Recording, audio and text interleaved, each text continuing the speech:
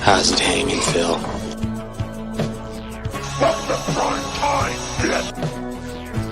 Come and get it!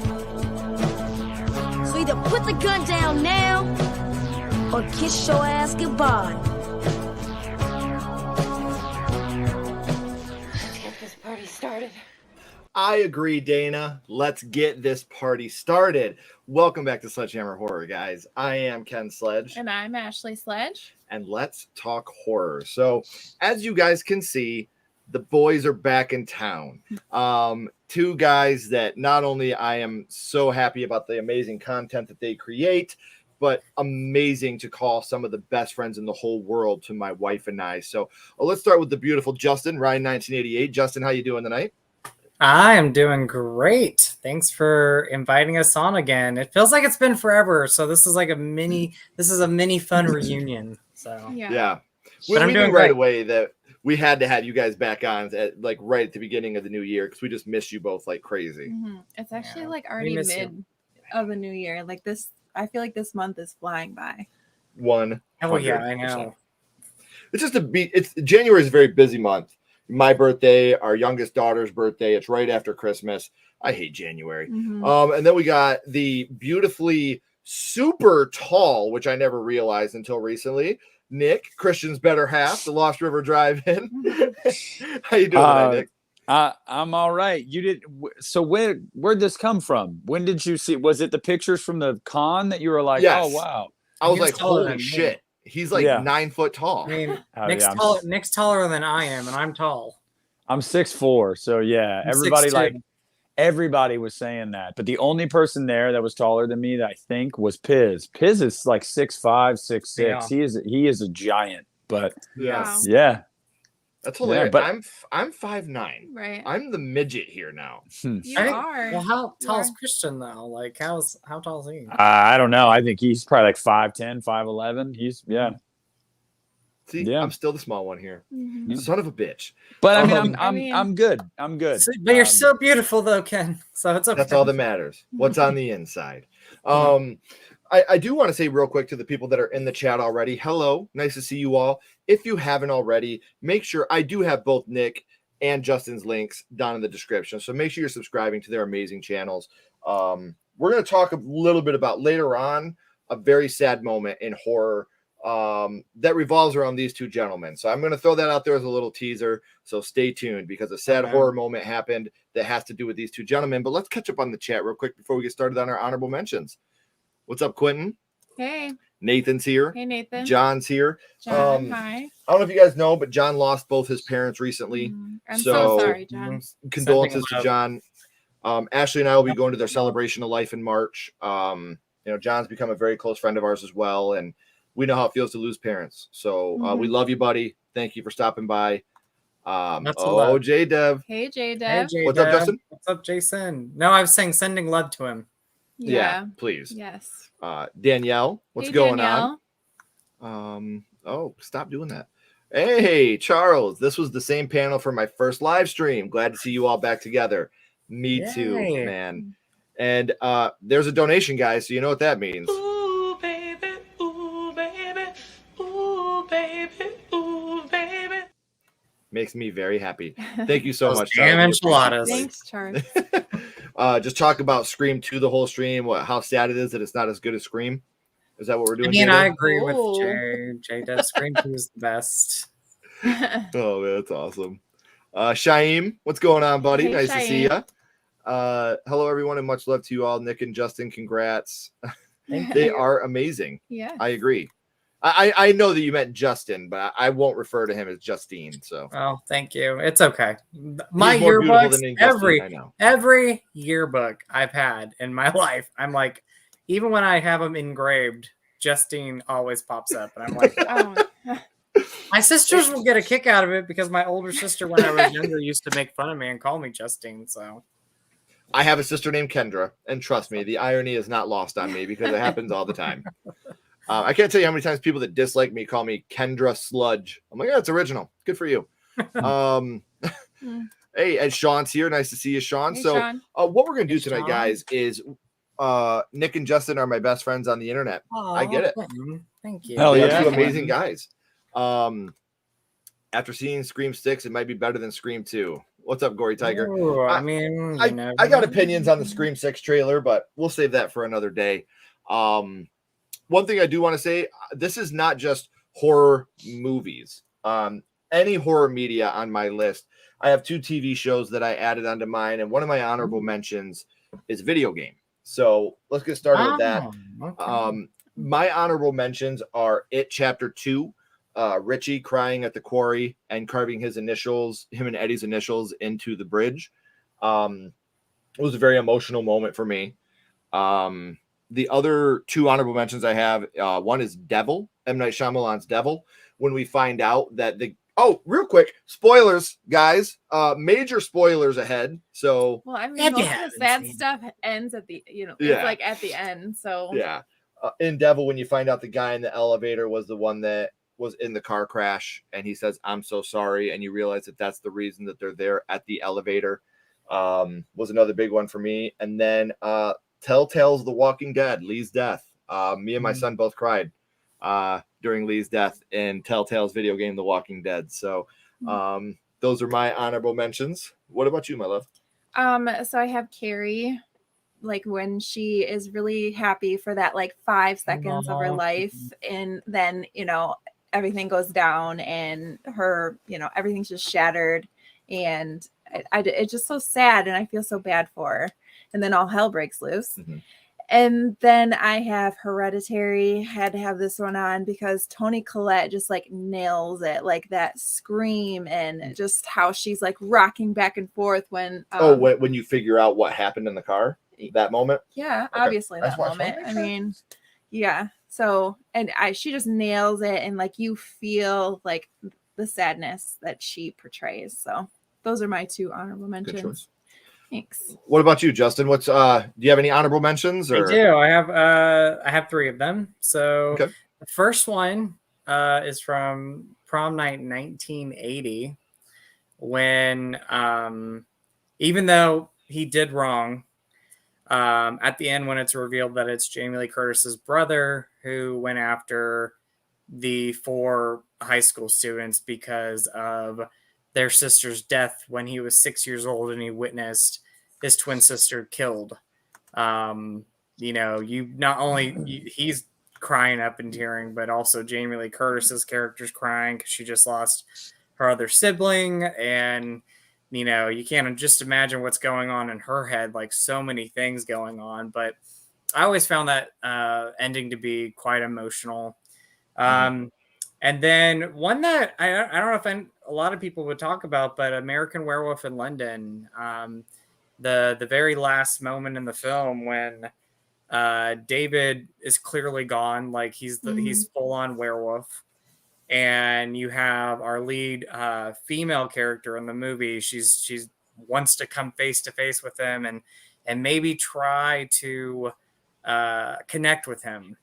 And she says, "David, they're gonna kill you now," and he gets shot, and it's a sad ending. I've always found that pretty sad. And then the last one, talking about Scream 2, Derek's death.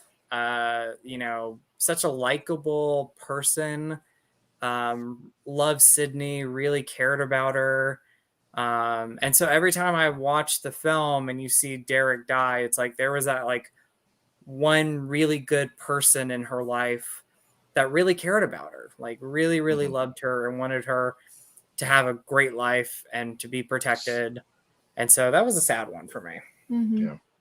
Yeah. I do want to say that David's death, I almost included that on the list. Nurse Alex is sitting there talking to him, and you have that moment where you think maybe he's gonna like turn around and become human again. Yeah, and then like you have that one small moment where you're like, oh my gosh, she's getting through it. Love is gonna conquer. A little bit of hope. And then we get Blue Moon. Yeah.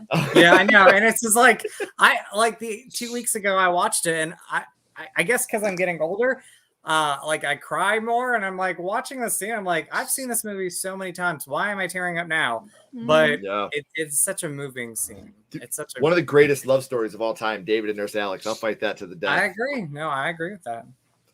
So, how about you, Nick? Do you have any honorable mentions? So a few things. No, I don't. And also I ended up, this might be morbid as shit. All of mine are deaths.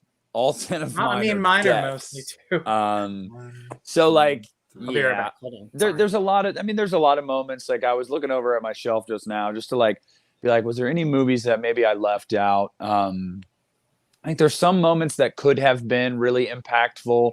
That like one that I think of is like, I guess I could say it's an honorable mention because I really like the character Bobby Lynn in X, played by Brittany Snow. But her death scene is played, it's hammed up like to where it's like funny.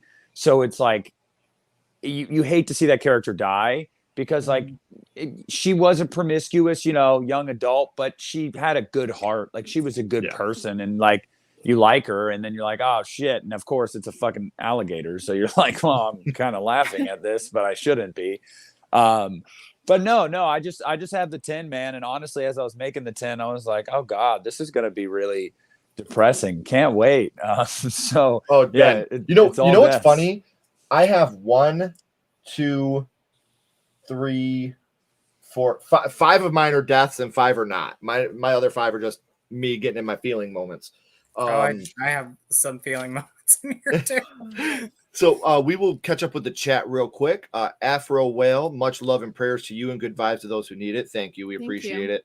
Hey, what's going on, Robin? Spooky Rebels here. Hey, Robin. My honorable mentions are Chucky killing the garbage guy in Child's Play 3 and Russell's death in Deep Blue Sea. That poor guy didn't deserve that. Christian and Piz, those are great guys. And speaking of which, there's Christian. What's up, buddy? Hey, Christian. Your better half is here. My honorable mentions are The Mist and Prom Night Remake. Oh, we got some love for Tina's death. So we may talk about that again later, possibly. Michelle, hello. Hope everyone is doing good. We are great. Hope you are doing good as well. The Mist. I'm seeing a lot of love for The Mist. Hey, what's up, Ashton? I couldn't even add that because I hate that ending so much. Like, I don't even want to talk about it. So I do want to talk real quick. There's one more really sad horror moment that I need to talk about, and it actually happened the other day, and it was how low these two rotten sons of bitches had Jason Goes to Hell on their ranking list. Oh my god. Really? Are we serious? Yeah. I almost put that as my number 1, I state after Freddy's Dead, every other movie I either really liked, really enjoyed, or loved. Freddy's Dead was the only, no offense, feel of it, piece of crap I didn't like. So I have a soft spot for Jason Goes to Hell. Right. I don't. It's for me. It's top 3 in the franchise. I knew. Remember when I clicked on your guys' video, I was like, they're gonna shit on Jason Goes to Hell, and I am not here. I for love it. every second of it. All right, you want to get started with your number 10, babe? Yeah, my number 10 is Pet Cemetery. After Gage gets hit and Lewis, he like collapses, and then you go through all like the different pictures of him and like, through his life, the little guy, and just like the tragic loss, and like he knows that his son is dead because he's ran over and his shoes are laying there and he's just screaming. Like that's just so sad to me, Yeah, it's but see, here we go. I'm going to be transparent here. I don't have that moment on my list. No, I just figured you would say something about he doesn't have to buy him school clothes. Exactly. That was a happy moment for me. Yeah. If you watch that movie very closely, you could see Lewis chasing Gage to the road. He got a bill for, you know, the doctor's bill for Gage. He's like, oh, we got to get rid of this fucking kid. So he started chasing him to the road so they didn't have to pay as many bills. So happy moment. Do you know how much a funeral costs? So that's pretty expensive too. Give it to the in-laws. How about you, Justin? What's your number 10? They'll just knock him over in his I casket. mean, it was mentioned, and of course I have to mention Tina from Halloween 5. I knew it was coming. I mean, even when people, I'm glad there's a fan base, by the way, for Tina now, because I felt like I was the only one on the island for years and years. Because always, I've seen the movies so many times, I can't even tell you how much. But like, it always makes me sad when she dies. Like, first of all, like that scream when she's like saying, "Leave her alone," and she's chasing after Jamie while Michael's chasing after Jamie with the car. And then you get that moment where Michael's about ready to get Jamie, and Tina realizes the only way to protect Jamie is to sacrifice myself. Mm-hmm. And it's a sad moment. And I'm always like really sad for Wendy Kaplan on the Halloween 5 documentary, when she talks about how she saw this movie in theaters, and when she was stabbed, the whole theater started cheering. And I'm like, it's a sad moment. You have this likable, fun, upbeat, bubbly person who, you know, even though they weren't related, she considered Jamie a sister. Loved her. And she would do anything for her. Yeah. And it's just so sad when you get to that moment. And again, I've watched the movie several times, and I still get emotional every time I watch that scene. Yeah. So totally fair. That's my number 10. Christian's better half. You want to give us your number 10? Yeah. So it is also Tina. And obviously everybody knows that I'm an apologist for this movie, and I freaking love this movie, but it's like, aside from all of that, and aside from what you might say about her character, like, I know a lot of people say, nobody, it's not mommy. No. I would say you finally told him. All right. We can let him know. He sees a female. Here. Yeah. It's like her redemptive arc, like, because even if you hate her, like, because she's annoying and she's over the top and she's this and that, she has a redemptive arc. She has a really good arc in that movie. And by the time she dies, you're like, wow, she literally just risked her life, just jumped in front of a knife for this little girl. And like, obviously that's the greatest sacrifice you can make is to give your life up for somebody else, and buys her enough time to get away. And yeah, a lot of people might say Rachel from Halloween 5. No, Rachel's milquetoast as shit. I'm sorry. I like Ellie Cornell and I like the character of Rachel, but she has next to no personality. And I just don't really feel anything when she dies. Tina, say what you will about her, she had personality, she had spunk, and so Tina for me. I feel more for the Cookie Woman. Oh man, Cookie Woman. My number 10, I doubt anybody else will have this on their list, just because I don't think it's a talked about moment in a movie that is so funny. But this moment genuinely made me cry when we were sitting in the movie theaters, and it is Zombieland. And it's when you find out that Woody Harrelson is not talking about his dog. He's talking about his son. Mm-hmm. It was his son that had died. And you get the flashbacks of him and his son eating pancakes, and he starts crying. And in a movie that is just so fucking funny and so great. Every time I watch that moment, it just tears me up thinking about, losing your son in this apocalypse. And that's why you're not scared to lose anything, because you've already lost everything. So number 10 for me, Zombieland, not a dog. Now, I do want to say before we get to our number 9s, if you have not caught up on the Chucky TV series, there is going to be spoilers at number 9. So I want to throw that out there now. So if you haven't, mute this when we get to my pick again, and I'll remind you. You can just talk about it. I'm fine. Are you sure? Because it's a big moment. It's okay. Not a death. It's a bigger moment than that. Okay, you're good. Okay, just wanted to make sure. You might make me cry in this, and I'll be okay. We're gonna catch up on the chat real quick before we get into our number 9s. The Mist. Yep. Tina's death in Halloween 5 is sad. A lot of people talking about The Mist. I put The Mist as a honorable mention because it makes me angry, much like Ashley. It does. I hate that ending. Chris talking about how his mom died to Rose and Get Out. That's a very good moment. Yeah. Oh, that is. Oh, That is. Yeah.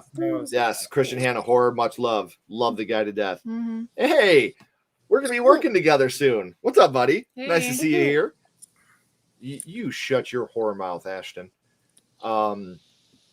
Derry's death at the end of Jeepers Creepers, hearing the screams off screen and then seeing the aftermath. You know what's more sad about that, though, is when the sister Trish is trying to beg the creeper to take her instead of Derry. Like, oh, gets me every time.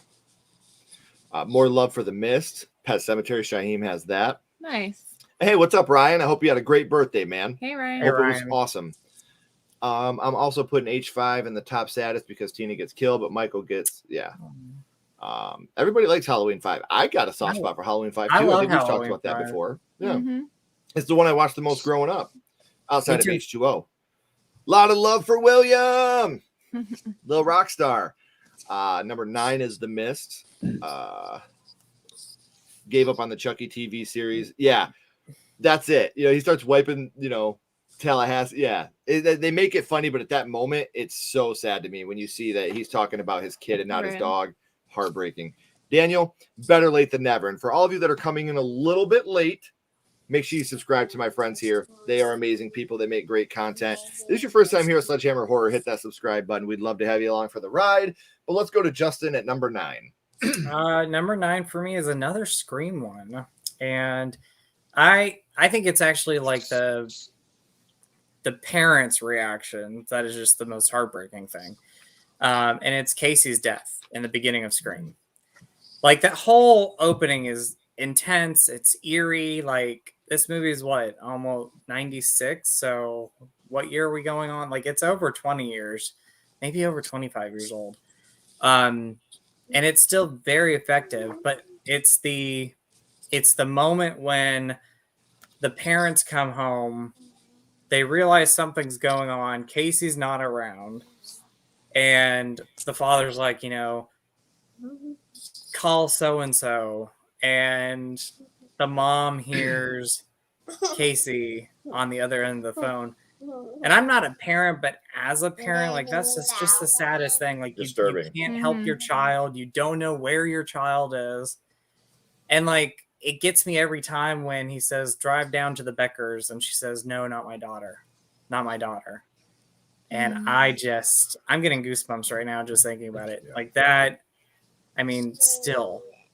I don't know, the actress who plays the mom doesn't get enough credit, but like she is just so that heartbreaking scream. So heartbreaking. Man, like so heartbreaking. The no, not my daughter gets me all the time. Like I'm just especially like you said, she hears it. She hears what's happening to her little girl. Casey, baby. Like it's just so. I mean, Kevin Williamson, amazing writing, and Wes Craven. I mean, for sure. Mm-hmm. Yeah. How about you, Nick? So this one, it's not like the death itself, like the scene itself isn't very sad because it's very like macabre, but like the fallout of it and I don't know what it means for the franchise is sad, and that's Randy's death in Scream 2. Because although they don't play up that scene to the point where it's like super emotional, there's no real big like music cues, and they don't really linger too much on it, but it's just like, son of a bitch, like you really killed Randy, not even halfway into the sequel, which I think they ended up admittedly regretting. I think if Williamson and Craven could do it over, they wouldn't kill Randy, and that's why ever since then they've tried to recreate Randy with a bunch of different characters, and the best job they've done it with has been Kirby. Yeah, it's Randy, man. Like he's like the highlight. I mean, it's crazy to think you look back on the original Scream, and I don't think Nev Campbell is the standout. I don't think Nev Campbell is really the standout until Scream 2. I think that the standouts that started the series were Matthew Lillard and Jamie Kennedy. I think those two carried Scream. So yeah, it just really sucked because you're not even halfway through that movie and you're like, what's gonna happen now? Randy's dead, you know. So yeah, sucks. Hate to see it. Yeah. I just said I'm going to give that warning again. I'm going to give a major spoiler for the Chucky TV series season 2. Okay. So if you want to mute, I'll wave when I'm done. 3, 2, 1, go. In episode 7, when you have Father Bryce go to his own confession, and he admits that the reason that he's so hard on everybody else and the reason he is so down is because of the way he thinks of himself, because he himself is homosexual and he's had to hide that his whole life because he wanted to be a priest. The moment is just heartbreaking, and he's given this confession. The church has always been a refuge for people like me, but it's never fully accepted us either. I always knew I was different, and he's getting emotional. And then he starts talking to the nun and he's like, what's my penance? And she's like, nothing. And he's like, nothing. What do you mean? And she's like, with all due respect, I think you've punished yourself enough. And he just breaks down crying in the confession booth. And Ashley and I were weeping watching this moment because we know so many people that can't be who they are, whether it's because of their surroundings, their religion, their upbringing, and to live your life in that type of darkness and that type of sadness. And for him to finally be able to admit that's who he is, it's a beautiful moment, but it's a heartbreaking moment at the same time. So it's one of those things that moment resonated with me. And I've always been a very, very big Sawa fan. And that moment really showed his acting range. It wasn't just the serious, funny at times guy. This was a very emotional scene, and it tugs at your heartstrings. So Father Bryce's confession and Chucky for me. If you have me muted, you can unmute now. You want to give your number 9? I feel like Team America. It's me. You want to give your number 9, babe? Yeah, my number 9 is the Night House. She's already going through so much grief and loss. And then you what a choice. You learn about the tragedy and everything that you really think the worst of her husband. And then the end, you find out what he did, and she has to let him go. She has to.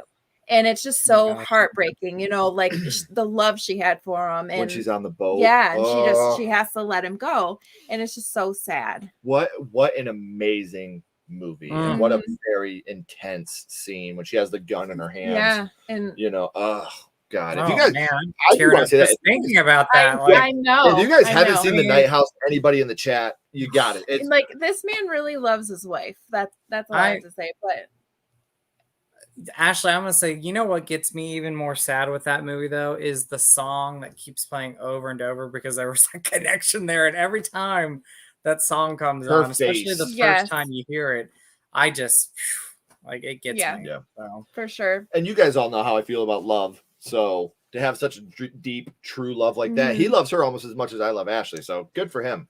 So we'll catch up on the chat real quick before we start with Nick's number 8. Sweet and Sawa, baby. You know it. That's my dude. Annie's death in Rob Zombie's Halloween 2. Brad Dourif makes that scene. 100%. For sure. 100% makes that scene. Kincaid's death and the dog's sad reaction. Yeah. Yes. That's a good one. Freddy's back. Yeah, what a terrible moment. Number 9, Sydney's. Oh, yeah. Scream 3 is your favorite in the series. I respect it. I love respect it. I know a lot of people shit on it. I think it's my least favorite in the franchise, but it's still a fucking awesome movie. I know people, that movie sucks because of the voice changer. Shut up. That's a great idea. I think the voice changer was pretty awesome in that movie. Scream 6 should end with the 2 ghost faces being killed and everything's okay. And then Sydney gets a call from the 3rd ghost face that we don't know about, with the voice changer disguised as Dewey. Where were you, Sid? We missed you. That would be a dope ending that could set up Sydney's return in 7. But that's, again, a story for another day. I like Tina, but she's not in Rachel's league. Nick is about to throw bows. You're right. They're not in each other's league because Tina is way up here and Rachel's way down here. You're absolutely right, Sean. Oh man, I can't. We need to get. Oh my god, we need to get Team Tina shirts, man. I remember Justin talking about that before. I would do it. I've got them. I've got them. Yeah, we made them. I'm gonna get one. I'm going to get one. Swear to God. Yes, biggest mistake killing Randy. I agree. Randy's death. Yeah, Sawa acted the hell out of that scene, man. Oh, yeah, that scene. It was like I thought. Oh my gosh, me and Ash were sitting on the couch, and I'm literally in tears watching this moment. Like, what a fantastic moment. Number 9, The Exorcist. Had to see the mother suffer. I agree. That's a very good choice. I'm going to tell you right now. I had Help Me from The Exorcist as an honorable mention.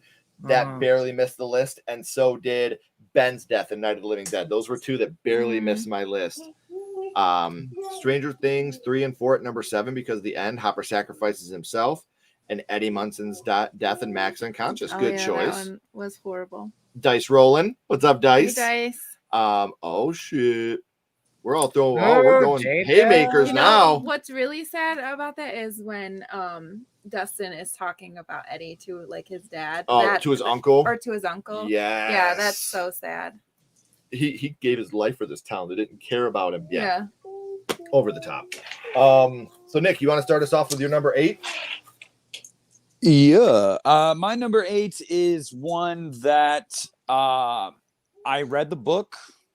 I'd seen it, I know, right? I had seen it play out before on screen, and it never had the same reaction. I never had the reaction that it wanted me to have until 2017, when I watched Georgie get his arm ripped off in the theater. Because of how merciless that scene was. It wasn't like the miniseries where it like pulled away, and I understand why they didn't, because that's a tough subject. It from 2017 announces in the first 10 minutes that nobody is safe. And it's not even just that Georgie dies, it's how. To have his arm ripped off and then the camera to go overhead and you just see a pool of blood and this kid trying to crawl away and get pulled in by this hand slowly and scream is just like, I remember sitting in the theater and like looking at my brother after that happened. And I was like, holy shit. Like that just hit. I mean, that hits you like a fucking truck, man. So Georgie and It, 2017 for sure. Nice. Mine was already talked about by my beautiful wife, and it is Finding Charlie, Hereditary. That's my number 8. I mean, Toni Collette. I can tell you right now, it's not the only time we're going to talk about her tonight. I will agree. But oh really? Mm-hmm. Okay. This moment where she's screaming and she's just I want to die. Like even when like she's rocking back and forth and her husband's trying to like console her and she's just so unconsolable. It's just she's phenomenal. Yeah, and that moment of her finding Charlie, you said it best. Everything with that moment is just no parent should ever have to lose a child, and to be able to find them that way was just rough. Yeah. So Finding Charlie, Hereditary for me at number 8. What about you, my love? My number 8 is The Fly. The doomed love story when he completely is taken over and he pretty much tells her like, I'm an insect now, like he's a fly, like I'm an animal, like you can't trust me, like I could kill you. And it's so sad because their love story, like you just feel it, like you could feel their love, and then he becomes this monster and he can't trust himself, like he'll kill you. So it's sad. That's another one I wanted to put on the list, but it's just so sad I don't want to talk about it. I love The Fly so much. Great movie. Yeah. So how about you, Justin? What's your number 8? I mean, Ashley, number 8 is The Fly for me. Nice. So Nice. Because I was thinking about this and I was like, oh my gosh, like that ending is just so heartbreaking. Like you said, a tragic love story, but one of the best love stories on screen. I mean, performances wise, like Jeff Goldblum's amazing, but like Gina Davis at that moment when she's just crying and he's pointing the gun at his head and she's like, no, I can't do it. And he's like, you don't get dialogue from him, but he's saying you have to do this. Mm-hmm. And she does it, and it's that performance that she gives in that final moment, and then it just ends. Mm-hmm. It is such a just sad, heartbreaking heartbreaking movie, heartbreaking ending. I think of like even the end credits music that plays throughout. Like when you're finished watching the ending and you're just sitting there watching the end credits and you're hearing that score play out, it's so sad. So You're sad. still, because you're still reeling in that moment. And when a movie, like we were talking about, the ending of Night of the Living Dead, the ending of The Fly, the ending of The Mist, the ending of American Werewolf, these movies that have this type of ending to it just punch you in the mouth. And it's so rough to try to continue watching after that. And they know that you can't. So they just put you, right to the credits. So before we get to our number 7, which I will sign here in a second, let's catch up on the chat. We got Gage's death in Pet Cemetery, The Mist. It's been mentioned, Daniel. I'm sure it'll get mentioned a little more. Stranger Things season 4 reminds me of Paranorman, to when Agatha Pendergrass got accused of being witchcraft in the town. I haven't seen Paranorman in so long. We need to go back and We watch used to that. watch that that was my son's favorite movie for the longest time. Kenny used to watch that movie every day. Mm-hmm. That and Frankenweenie. Mm-hmm. We had like a double feature of them. Georgie's death. It is a great way to start the film. Sam the dog. I knew that was gonna be on someone's list. Freddy vs. Jason. Jason taunting little Jason in his nightmare and almost drowning him. Oh yeah. Mm-hmm. Tatum, what's up? Tatum. Nice to see you. Janet and Lorraine's scene in The Conjuring 2 talking about how the demon is making Janet feel alone and different. Yeah. That's a good one. Mm-hmm. That's a good one. I was thinking of that one or the I can't help falling in love with you moment. That's another really good moment in that film. Paranorman at number 6. All right. So we're gonna go to my number 8 or my number 7. I'm sorry. And my number 7 is A Quiet Place. Lee Abbott's death at the end. Jim. Yeah. Oh my gosh, man. When he tells, because earlier on in the movie you get the dialogue with him and his son where he's like, do you even love her? He's like, of course I do. He's like, well, you should tell her more. And in this moment, they make that eye contact and he's just telling, I've always loved you.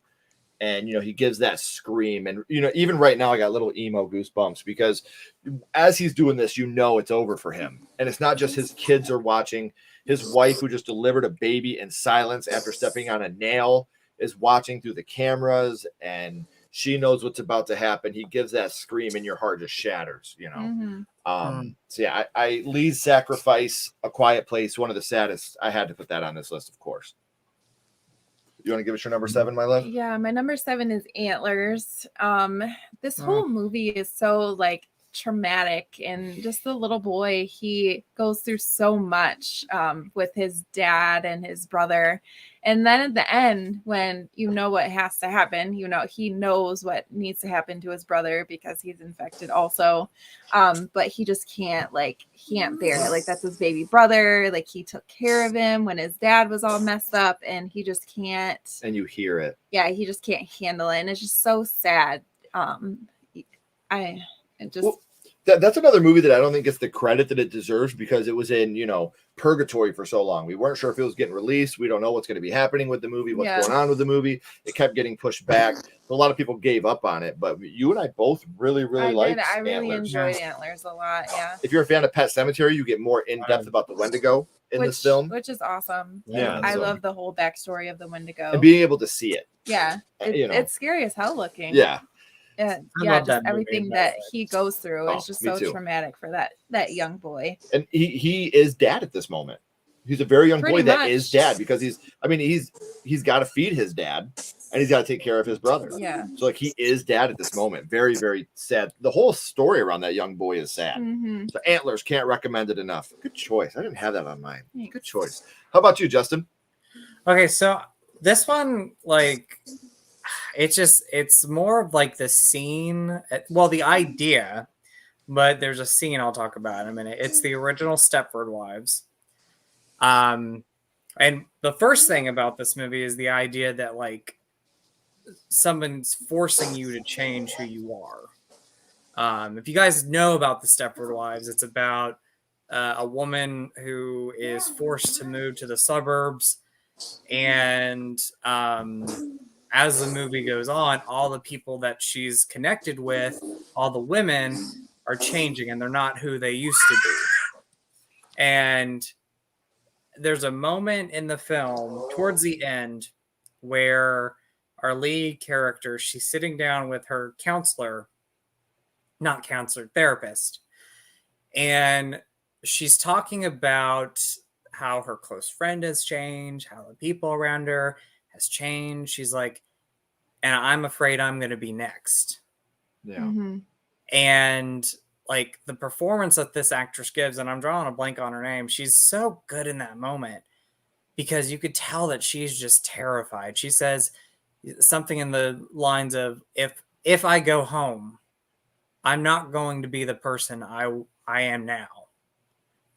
And at the end of the film, and this is a spoiler and I apologize, but at the end of the movie, it's a tragic ending for her because the very last moment in the film, there's a grocery store scene, all the women are walking around, and you turn the corner and it's that lead actress, that lead character that we've been following during the entire movie.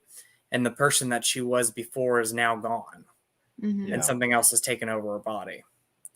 Yeah. And it's the idea that's just very sad, but it's also, again, that moment where she's talking to her therapist and she's saying, I'm not going to be the person I am now when I go back home. Mm-hmm. So that idea is scary, and it's also just very sad. Like it gets me every time I watch it. For sure. Have you guys seen the Stepford Wives? If you haven't, you need to watch it. I'm going to. I've seen it. I haven't. I'll check it out. 1970s Stepford Wives. Check that one. Mm-hmm. Okay, for sure. How about you, Nick? We're number 6 now. No, 7, right? Yeah, Okay. I think it's 7. Yeah, so 7.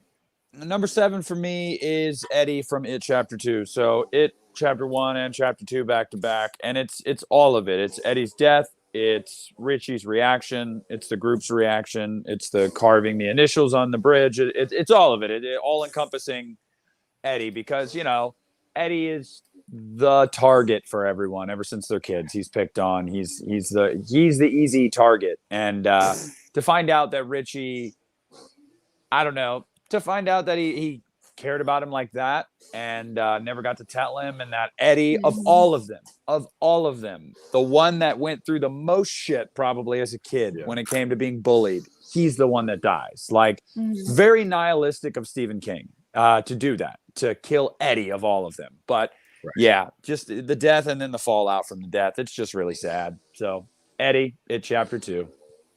Couldn't agree more. Obviously, I had Richie crying at the quarry and carving the initials, so I that all is because of Eddie. So I'm right there with you.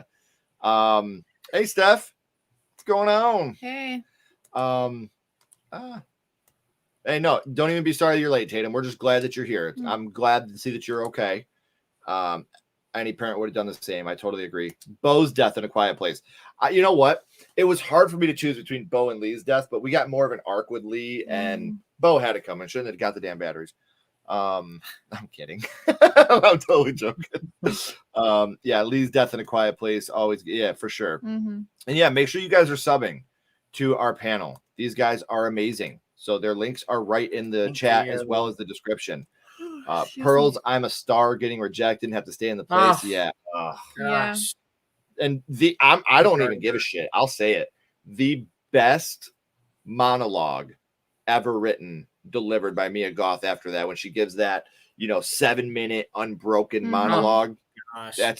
That's art. It's a shame she won't get nominated for an Oscar. Like, she deserves some award-winning love for that. For sure. Absolutely beautiful moment. The Curse of Michael Myers, hearing Donald scream at the end and knowing he passed away right after filming. Yeah, good choice. Sad. Better late than never. Brad Dourif's reaction to Annie's death, the reaction to Charlie's death, Sean kills his mom, and Pearl's monologue. Yeah, great choices on all of them. So now we are up to number 6, and that will be you starting us off, my love. My number 6 is The Visit, and it's actually at the end when when they're videotaping Loretta, and she's talking about how she could always knew that she could have had the forgiveness of her parents, but she was too stubborn to take it, and then she never got it because they were murdered, so they were estranged, and she never got to have that closure with her parents, and just the way she's talking about them, how, you know, how they really were good parents, and she messed up because she was, you know, a stupid teenager, and she could have always had their forgiveness. It was always there for her. She just had to, you know, accept it. And I was really confused. I was like, "Are you talking about the fucking grandma movie?" Like, yeah. But then now I remember what where part he you're talking shoved about. shit in his face. Oh, That's pretty sad. That would have killed myself. Yeah, for That'd sure. have been a wrap for me. Yeah, the That's a good choice, stack, though. I the didn't stack of dirty even- diapers. It's just you know. It's real sad. That was Yeah. a sad moment right there. Yeah. It's but like, then God, kids- don't let me ever get to that point. Right. Just kill me, please. Mhm. How about you, Justin? What's your number 6? Number 6 is Sleeping with the Enemy. Julia Oh, Roberts. Mm-hmm. that's a deep cut there. That's been a Deep minute.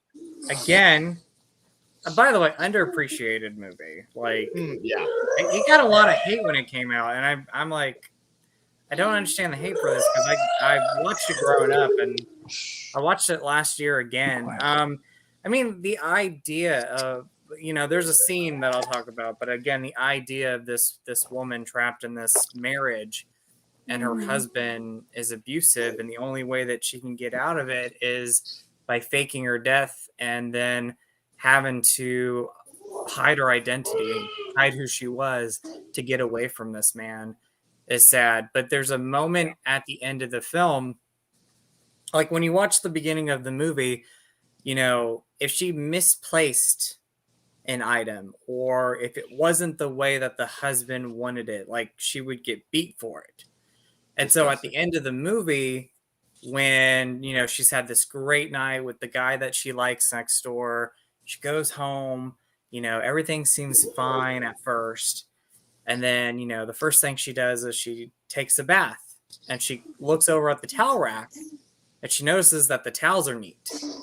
Yeah. And she's like, well, maybe it's just in my mind.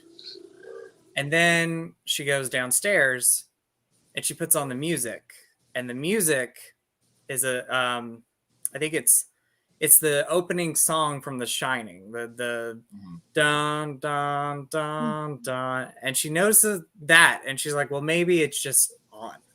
Mm-hmm. But then it's the moment that gets me the most, is when she opens the cabinet and she sees that all the food cans Goosebumps. have been straightened and Yeah. faced. And it was her husband who liked that. And if she did not do what he said, he would beat her. And so when she sees that and she just starts crying, she realizes he found me. Mm-hmm. And Julia Roberts, like, so good in that movie. Like, I wish more people would talk about that film, because not only is it a great movie, but it's a great performance. Real life horror. Yeah. Real Yeah, life for horror. sure. It's just so sad. It's so sad. Or the moment when, I mean, the whole movie's sad, but the moment when she's hid this whole thing up inside ever since she's moved away, ever since she's ran away from him. And the guy that's in love with her says, what did he do to you? And she just starts breaking down. Yeah. Like, I don't know. That whole movie, but Sleeping with the Enemy, great movie. If you've never seen it, check it out. Mm-hmm. Yes. Very, very good movie. Yes. Nick, you ought to give us your number 6. Yeah, so I'm looking at it here, and I don't know where I want to place it. I'll put it at number 6. This show is more, it's a show, and it's more like, I would say, psychological thriller, murder mystery, well, you know, a mixture of a lot of things. But it is the ending of season 3 of the Netflix show You, because Joe in season 2 finds his match, or so he thinks. And the great thing this show does throughout all the seasons is, like, it makes you at times sympathize with Joe in ways, because he had a really troubled upbringing, and he has a lot of issues, and that he's not excused from his behavior at all. But it's just like, you can't help but, like, as you're watching it, go, break the cycle, dude. Like, be a good person. Like, just break the cycle, be a good person. And he never can.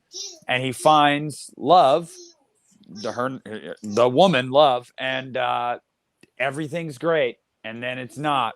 And he ends up killing her. And then their kid, he drops off to his coworker and his husband to raise because he's like, I can't be a father. Like, there's no way. I have way too many issues. And he basically just like succumbs to the fact that like he is a piece of shit.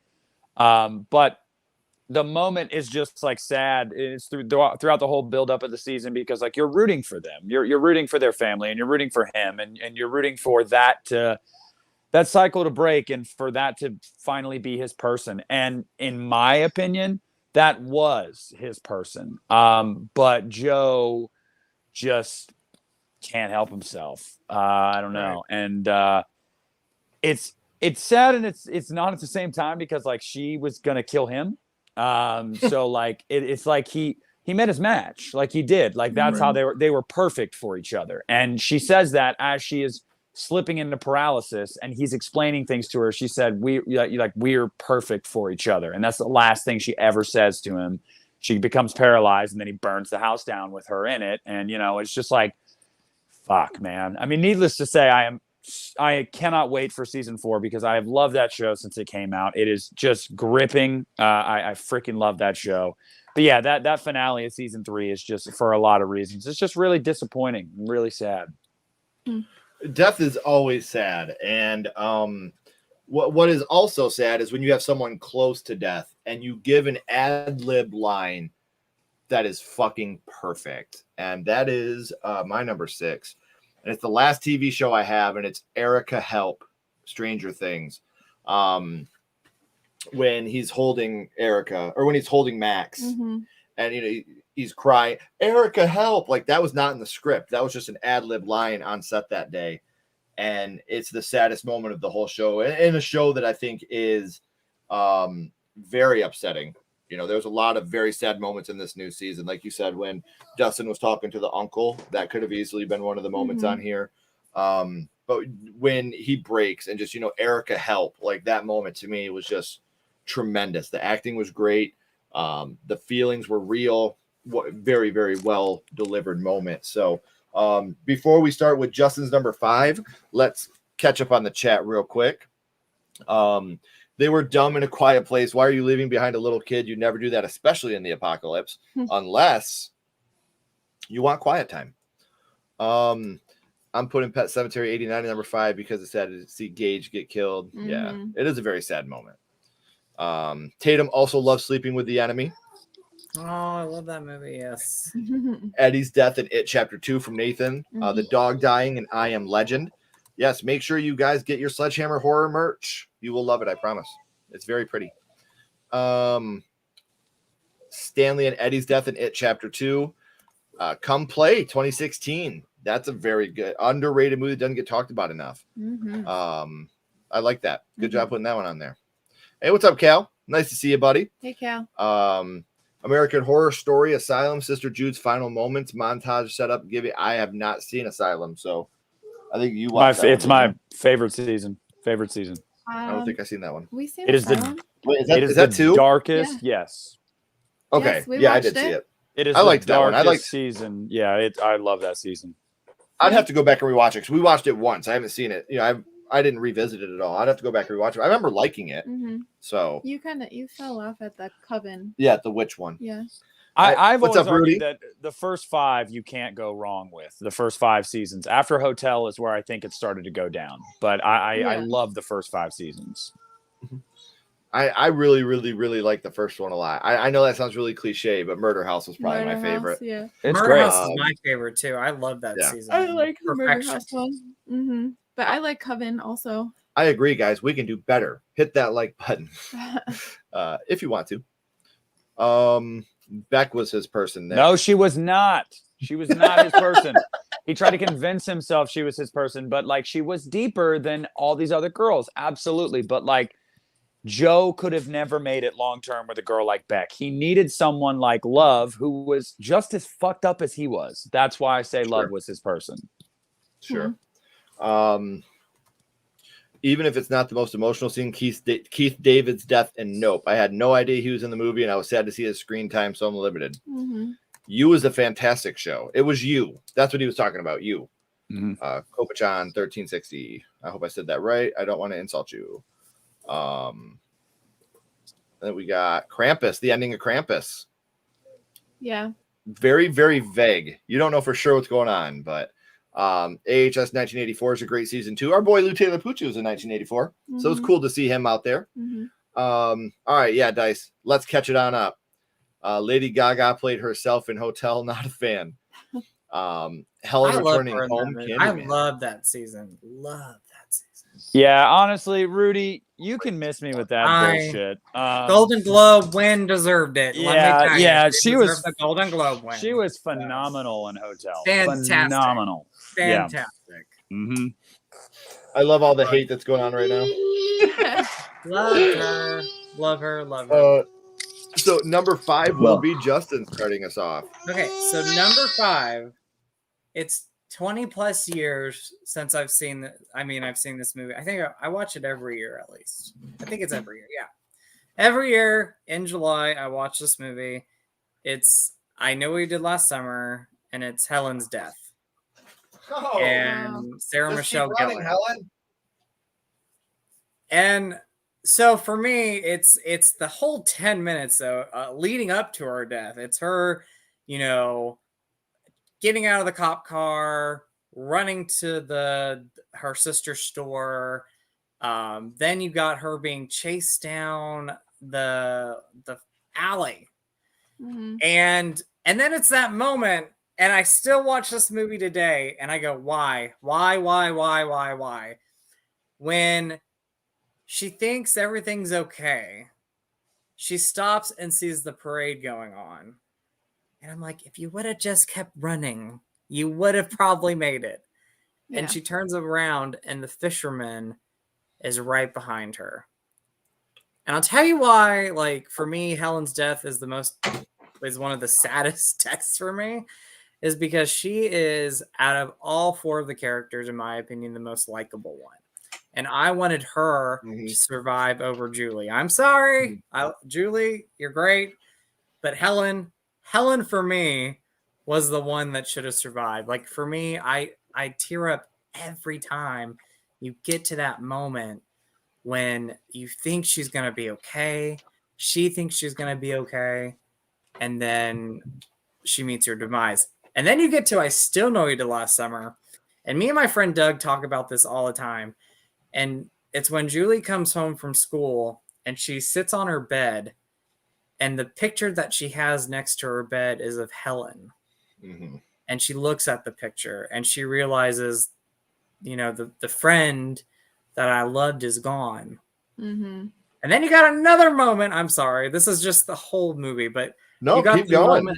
You got the moment in the car before Helen's death, like before any of that you ever think is going to happen. She's sitting in the car with Julie, and they're talking about, David Egan and maybe he wanted to die and so. And Julia says something, if that takes your mind off of it. And Helen says, what happened to us? We used to be best friends. And she says a lot of things have happened. And the one thing Helen says to her is, I miss you. And Julia doesn't really say anything back. And then if you think about it, like later on, like after Helen's death, like you imagine what Julie thinks about now. And that is, I should have said, I love you, or I miss you to my best friend. And now I can't do that. And the only thing I have left is the memories I have and this picture next to my bedstand of Helen. I'm sorry, I get emotional with it. Like that is like just like that's great. I love that. That's a deep dive. I love it. Yeah, you don't think about stuff like that though. You don't think that the people in your life that you think one day you might lose them. Like it's I don't know. It's sad. So anyway, Helen's Death though. That gets me every time. How about number 5 for you, Nick? All right, so this one's hard because I think that, yeah. All right, so number 5, all 5 of these deeply affected me the first time I saw them, but number 5 is going to be Danny Torrance and Dr. Sleep. That sucked.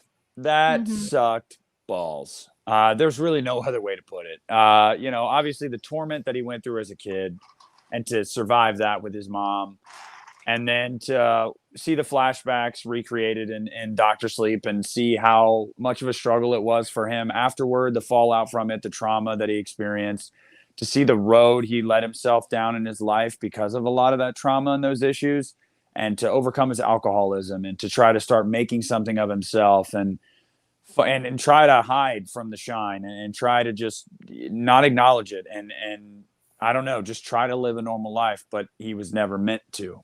He was, this was always, I don't know. It's poetic in the sense of like, it always kind of had to be this way. Your trauma is going to end where your trauma began. And that's at the Overlook Hotel. And it's in a way to save Abra so she could survive.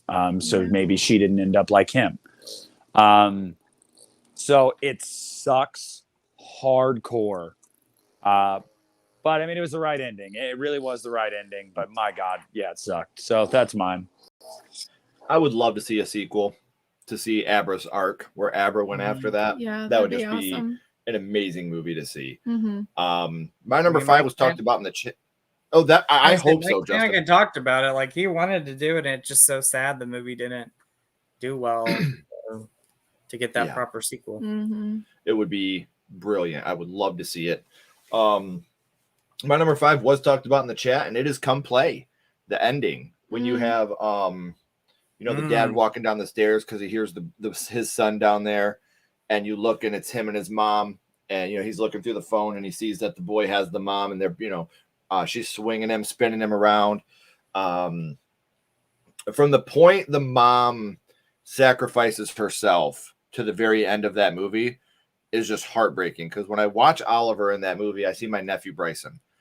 There are so many parallels between Oliver and Bryson that I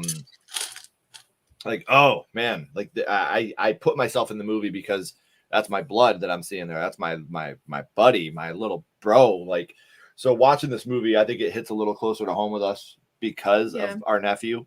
And that's it's just why I talk about this movie all the time. Yeah. Bryson, this movie very much reminds us of Bryson. He's also not nonverbal, but he's autistic.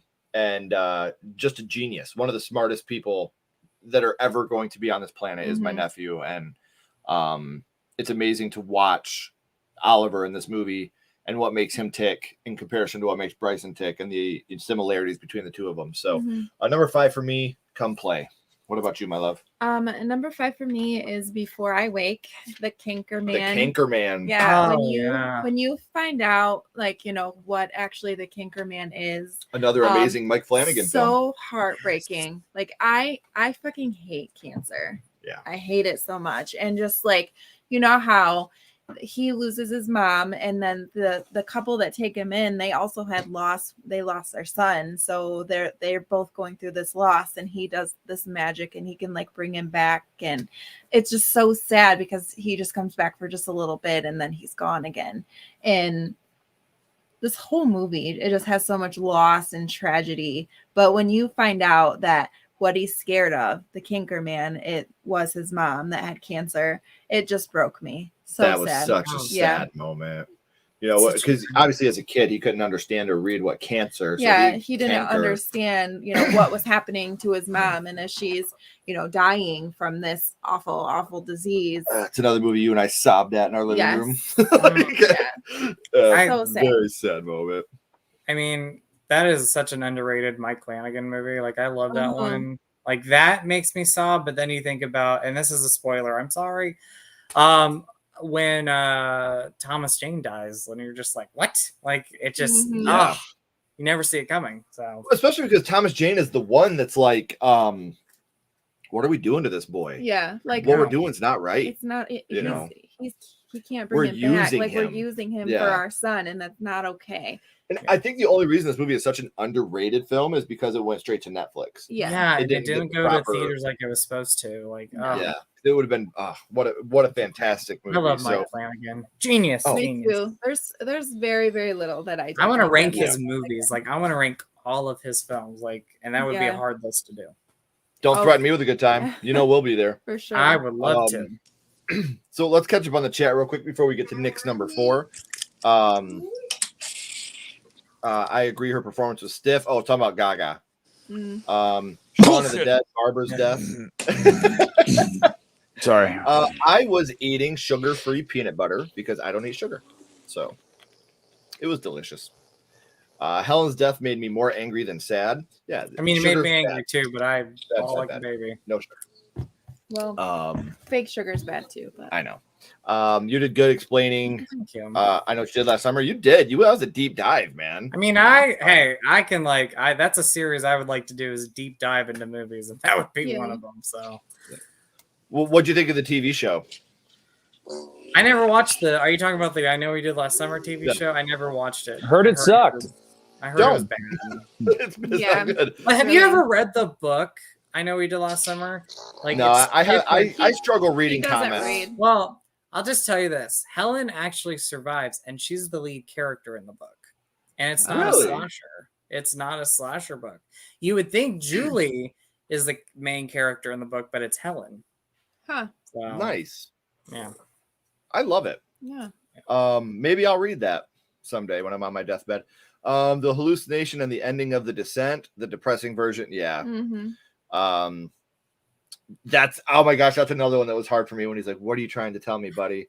When he's looking at the pictures in Insidious. Oh, yeah. Oh, my gosh. When the The picture picture falls, falls and he realizes, like, maybe. Great one, Nathan. Yeah, maybe Great they're onto one. something. That's so sad. I didn't even think about that. Yeah. Putting Halloween Kills at number 3 because when he commits suicide, the guy that they thought was Michael Myers. Yeah. Okay. Oh my gosh. Listen, I completely forgot about this moment. This would have been on my list. When he has his daughter. Yes. Oh my gosh. Even when he has her and she breaks into ashes and he's like, you can't take her twice. Like, oh my gosh. Heartbreaking. Damn it. Ben, that's a great choice. I wish I would have put that on my list. If I would have thought about it, that would have totally been on my list because that movie, great one. I'm Dr. Sleep at number 2 because of Danny Torrance sacrificing himself for Abra. Yeah. What's up, Linton? Hey, Linton. How you doing? Hey, Thanks, Linton. Clintonville. Appreciate you, buddy. You're not too bad yourself. All right, the Mist ending, Mustache's death reveal and smile. I figured. Mm-hmm. Grady's death in Nightmare 2. Gage's death in Pet Cemetery. Billy's death in Pumpkinhead. Charlie's death. Annie's reaction. Yes. Very good choices. Grady's The ending death. of That's a Nightmare good one. I didn't even think Yeah. about that. Yeah. Oh, That is a very good one. My saddest moment is Justin's initial reaction to Halloween it's Ends. changed so much. It's changed so much. But You missed it, Christian. I said one of my saddest moments was the fact that these two jabronis put Jason Goes to Hell so low on their rankings. So you know what? I feel like it was right where it needed to be. It was. It was. I like it. I like the movie. yeah. Halloween Ends is a whole other subject. We'll have to listen to Evil Dies tonight. That All is right. kind of sad. So we are up to number 4, and that'll be Nick starting us off. Okay, so a few things. Here momentarily, you're going to see my video cut out because I'm going to be getting my son's room ready for bed, but I'm still going to have my headphones in. I'm still going to be talking. It'll just be a few minutes. I'll still be a part of it, so we'll keep going. Totally fine, brother. 2, Parenting first. we never mentioned that this isn't my number 4, but it should have been. When Norman Bates has to leave the diner in Psycho 3 before he even gets to eat his lunch. What a terrible thing. He should have at least gotten to eat his lunch, but I digress on that. My number 4 is, this is weird because I didn't have the reaction that so many people had to this. Most people, you guys have already talked about it, had the reaction to this where it was like, it was heartbreaking. And like the reaction to it, I guess, from the family but it was the death of Charlie in Hereditary. Like I'll never forget. My wife and I watched it about a year after it came out on streaming, and we had avoided it because her and I both said everybody lauded this movie. There's no way it can be that good. There's no way. So we were weary about it. So we didn't watch it right away. And we watched it. And I remember when she died, I looked at her on this couch where I'm sitting. I looked at her and she looked at me. And I was like, what the fuck just happened? And it that was like everybody's it was response. insane. I mean, it was insane. Like, no matter what you think about that movie, like to do that in the first half hour of that movie is like, what the fuck? Like, yeah. So Charlie's death is for sure number 4. Few things have had my jaw on the floor like that. Few things. Yeah. We saw this movie in the cinema on opening night, and Just like the that came over the crowd. whole crowd. And like I did the Yeah. same thing. We looked at each other and I was like, what the fuck? But, yeah, I was like, you know, I tell you what, it's not on my list, but the moment in the film that gets me the most, I mean, everyone has brought up some really good moments, but it's the dinner sequence when that son of a, part of my language, I'm not going to cuss. Oh, you can fucking say come it. Say on, it. do it. That son of a bitch, son, has like no fucking remorse. And I he's am your out mother. at the end of out in the stadium smoking weed. And then like you have that dinner table when he's like, where were you, Mom? And I'm like, you get that son of a bitch of a son and you tell him off. Yeah. And it's the scene where she's like, your sister is gone. Like, I was like, oh, such an emotional moment. I feel bad for the dad. He's just trying to keep, like everybody like happy, Yeah. He's just trying to be like the midman and he just can't. Yeah, but also the thing about that movie, that specific sequence and the fallout from all of that really frustrates me is that he's not wrong in the sense of like, you fucking made me take her with me. You could have just let me go to this party and she'd be alive. But you guilt tripped me. Like, yeah. But he's still a dick. I didn't like that kid. Oh no, he is. He is, yeah. I mean, everybody's talked about it in the chat, so I might as well get to it now. The Mist. Which one is this number? Are we on 4 or 5? 4. 4. Okay. Yep. Oh my gosh, that moment, man. I'm torn on it. Ashley and I have talked about it. I understand why he did what he did. Would I want my child to get, shot in the face, and just, not feel any pain, or get ripped apart by a spider with acid webs or something? He did what he thought he had to do. And I don't think I really have to say much about this because everybody knows this moment, but that to me, the ending of The Mist is number 4 for me. What about you, my love? My number 4 is Come Play. Had to add it. Because Oliver? Yeah. I mean, I think I have Come Play on a lot of these lists that I've done just because I feel like it's very underrated. And like you said, Oliver, he reminds me of Bryson, and just the end where she's twirling him around and he's giggling and, he has his mom, but he really doesn't have his mom because she sacrificed herself for him. And I mean, any mom would do that for their kid. It's so sad. And like the dad, he's videotaping it and he sees her in the actual video and he smiles, because nobody knew what happened to her. Where did she go? She's missing. And he never told it. He never looked his mom in the eyes. That was a big part of the movie. He wouldn't look her in the eyes. And you get that moment of those two looking at each other in the woods. And she finally is just like, she's overtaken and she's ready to go. And yeah, because like, even, before that happened, she gets really frustrated with him and she's like, what is wrong with you? Why can't you just be normal? Yeah. And I'm just like, oh, like, he can't be because he has autism and he's better. He's better than normal. Yeah. And autism is better than normal. Yeah. So funny enough, Come Play was the first movie Ashley and I did a movie review together on Sledgehammer Horror. That was the first movie review that we did together.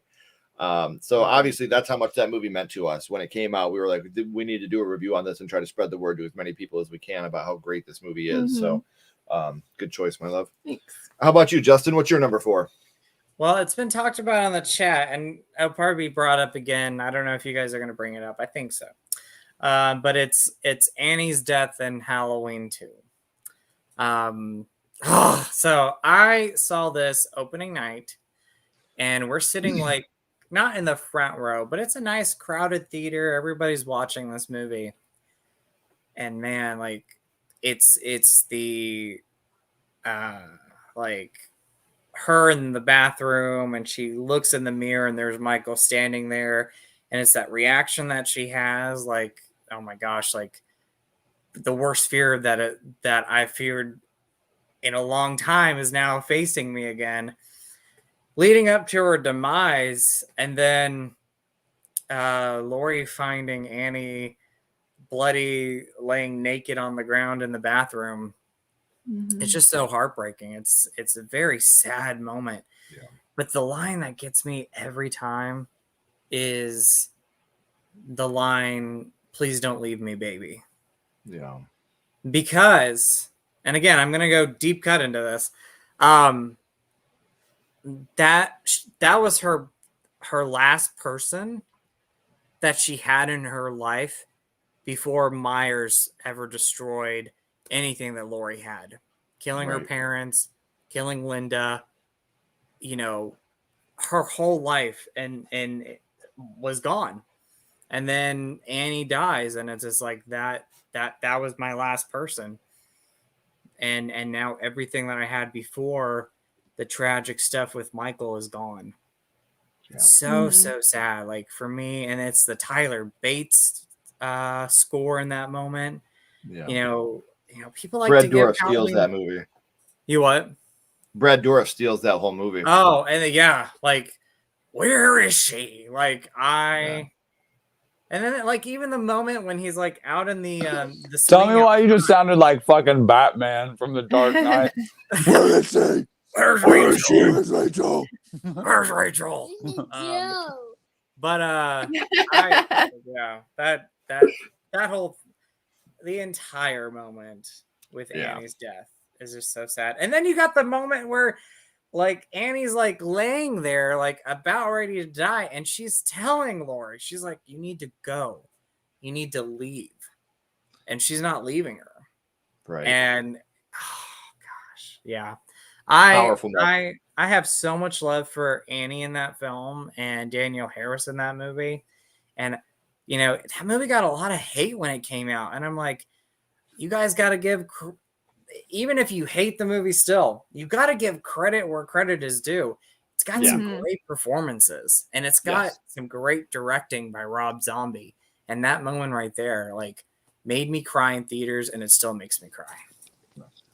Very, very heavy moment. I've always said that's the thing that seals that movie for me, is the acting, the performances. Even though I'm not a huge fan of the movie, the performances in that movie are great. I don't think anybody can deny how great the performances are in that movie. So, where are we at?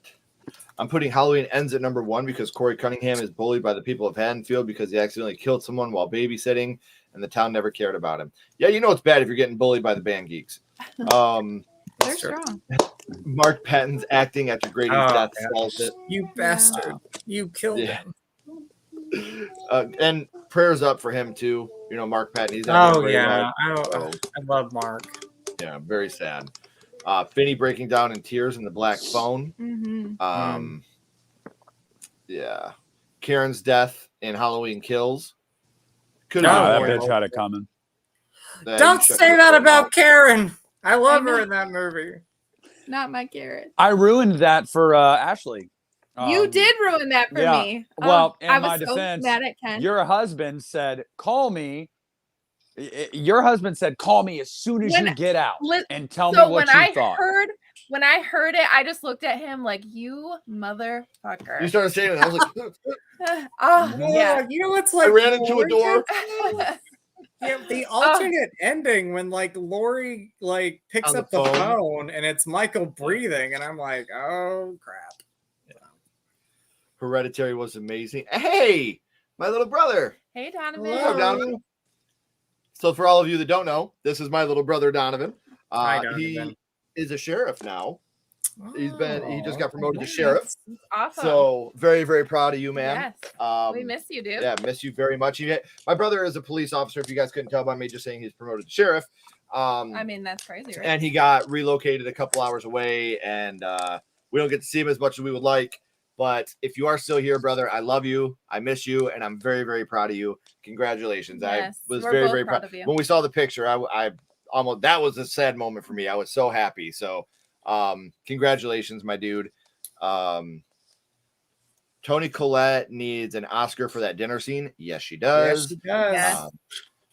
She needs an Oscar for a lot of things. She's Yes, amazing. she does. Yes, she does. Everything she's in. She's so good. Meryl's Wedding. Is it Meryl's Wedding? Even Little Miss Sunshine, man.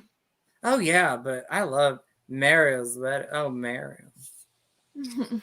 When Haley Joel tells his mom he sees dead people and they're stuck in traffic, and he tells her grandma the title. Toni Collette. Yep. Oh, that's it. Yep. Another Toni Collette moment, man. The ending of Train to Busan. Yes. I'm with you, Ken. Dang right, Ashley. Thank you. We appreciate that. Yes, I feel it does hit closer to home when you're a parent as well. Mm-hmm. Very, very crazy. Especially like you said, when autism is a part of your family. Yeah, it absolutely. I agree. It is a gift, dog lover. Just because someone has autism, it does not mean that they are less or they are less intelligent. No. They just have a different way of showing it. They have a different way of communicating. Like, I'm not playing a game when I say my nephew is genuinely the most intelligent person I've ever had a conversation with, and he's 12 years old.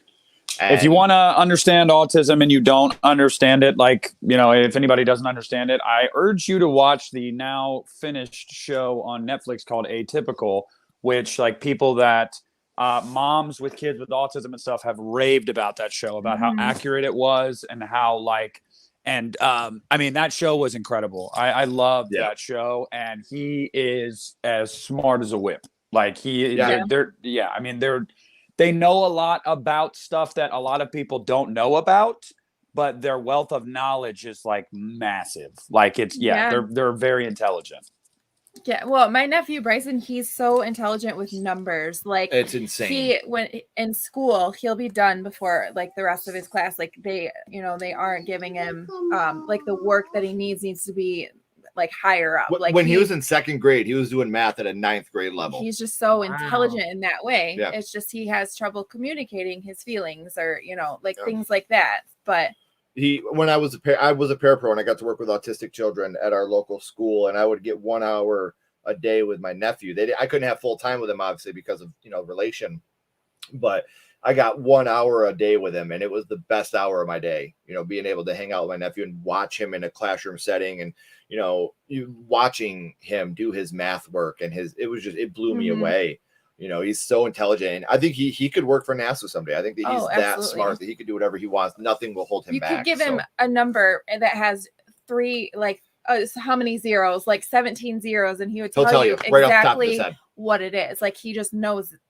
He's just so smart and just so amazing. Hey, Bryson, what number has 27 zeros? And he'll tell you right away, just like that. It's amazing. He's I love that an inspiration. Yeah.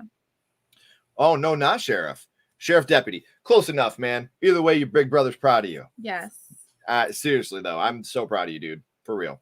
And thank you for coming out. Yes, that is awesome. That's my little brother, man. I'm so damn proud of him. So we are up to number 3, and that'll be me starting us off.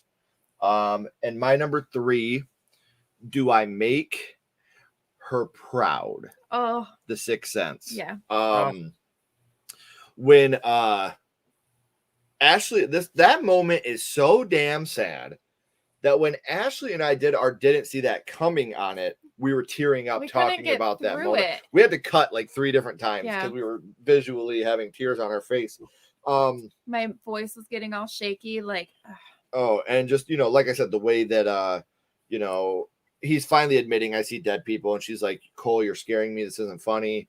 And then he goes on to Grandma's pendant, and then he talks about you went to her grave and asked her a question, and she said every day.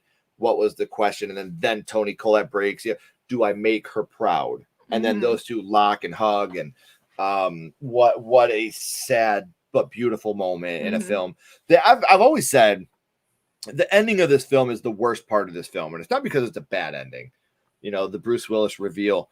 It's an amazing ending, and the problem is the ending is so good that it overshadows the rest of the movie. And no one talks about how great the rest of The Sixth Sense is. Yeah. Whenever we talk about The Sixth Sense, we're either talking about I See Dead People or the Bruce Willis review. Yeah. And those, again, amazing scenes. But the whole movie is so good. Mm-hmm. And it's so sad that those parts overshadow how amazing the rest of the movie truly is. So for me at number 3, I'm rhyming over here. For me at number 3, I got The Sixth Sense. Do I Make Her Proud? Nice. So my number 3, I literally had to catch my breath, was like bawling in the movie theater at the end of this movie. And Is it Ghostbusters? It's Ghostbusters Afterlife when Egon shows up. And this part is sad, but it's not the part that I'm gonna talk about. It when like the gang apologizes for not believing in him and says you should have called and stuff like that. You feel like they're really talking to him in real life. Like that part. They're really sad. talking to Harold Ramis. Yeah. But the saddest part for me is when his daughter has been mad at him this entire time. She's been upset with him. He wasn't a good dad. He just left us with all this crap. And then she sees him and she just hugs him and then he disappears. Like, I'm going to cry just talking about it. Because she realizes that he didn't run away. Yeah. He was really trying to keep her safe and save her. And you get those little hints throughout the movie, like when she goes in the basement, it's got all the pictures of her. All the stuff that she did. Yeah. So sad.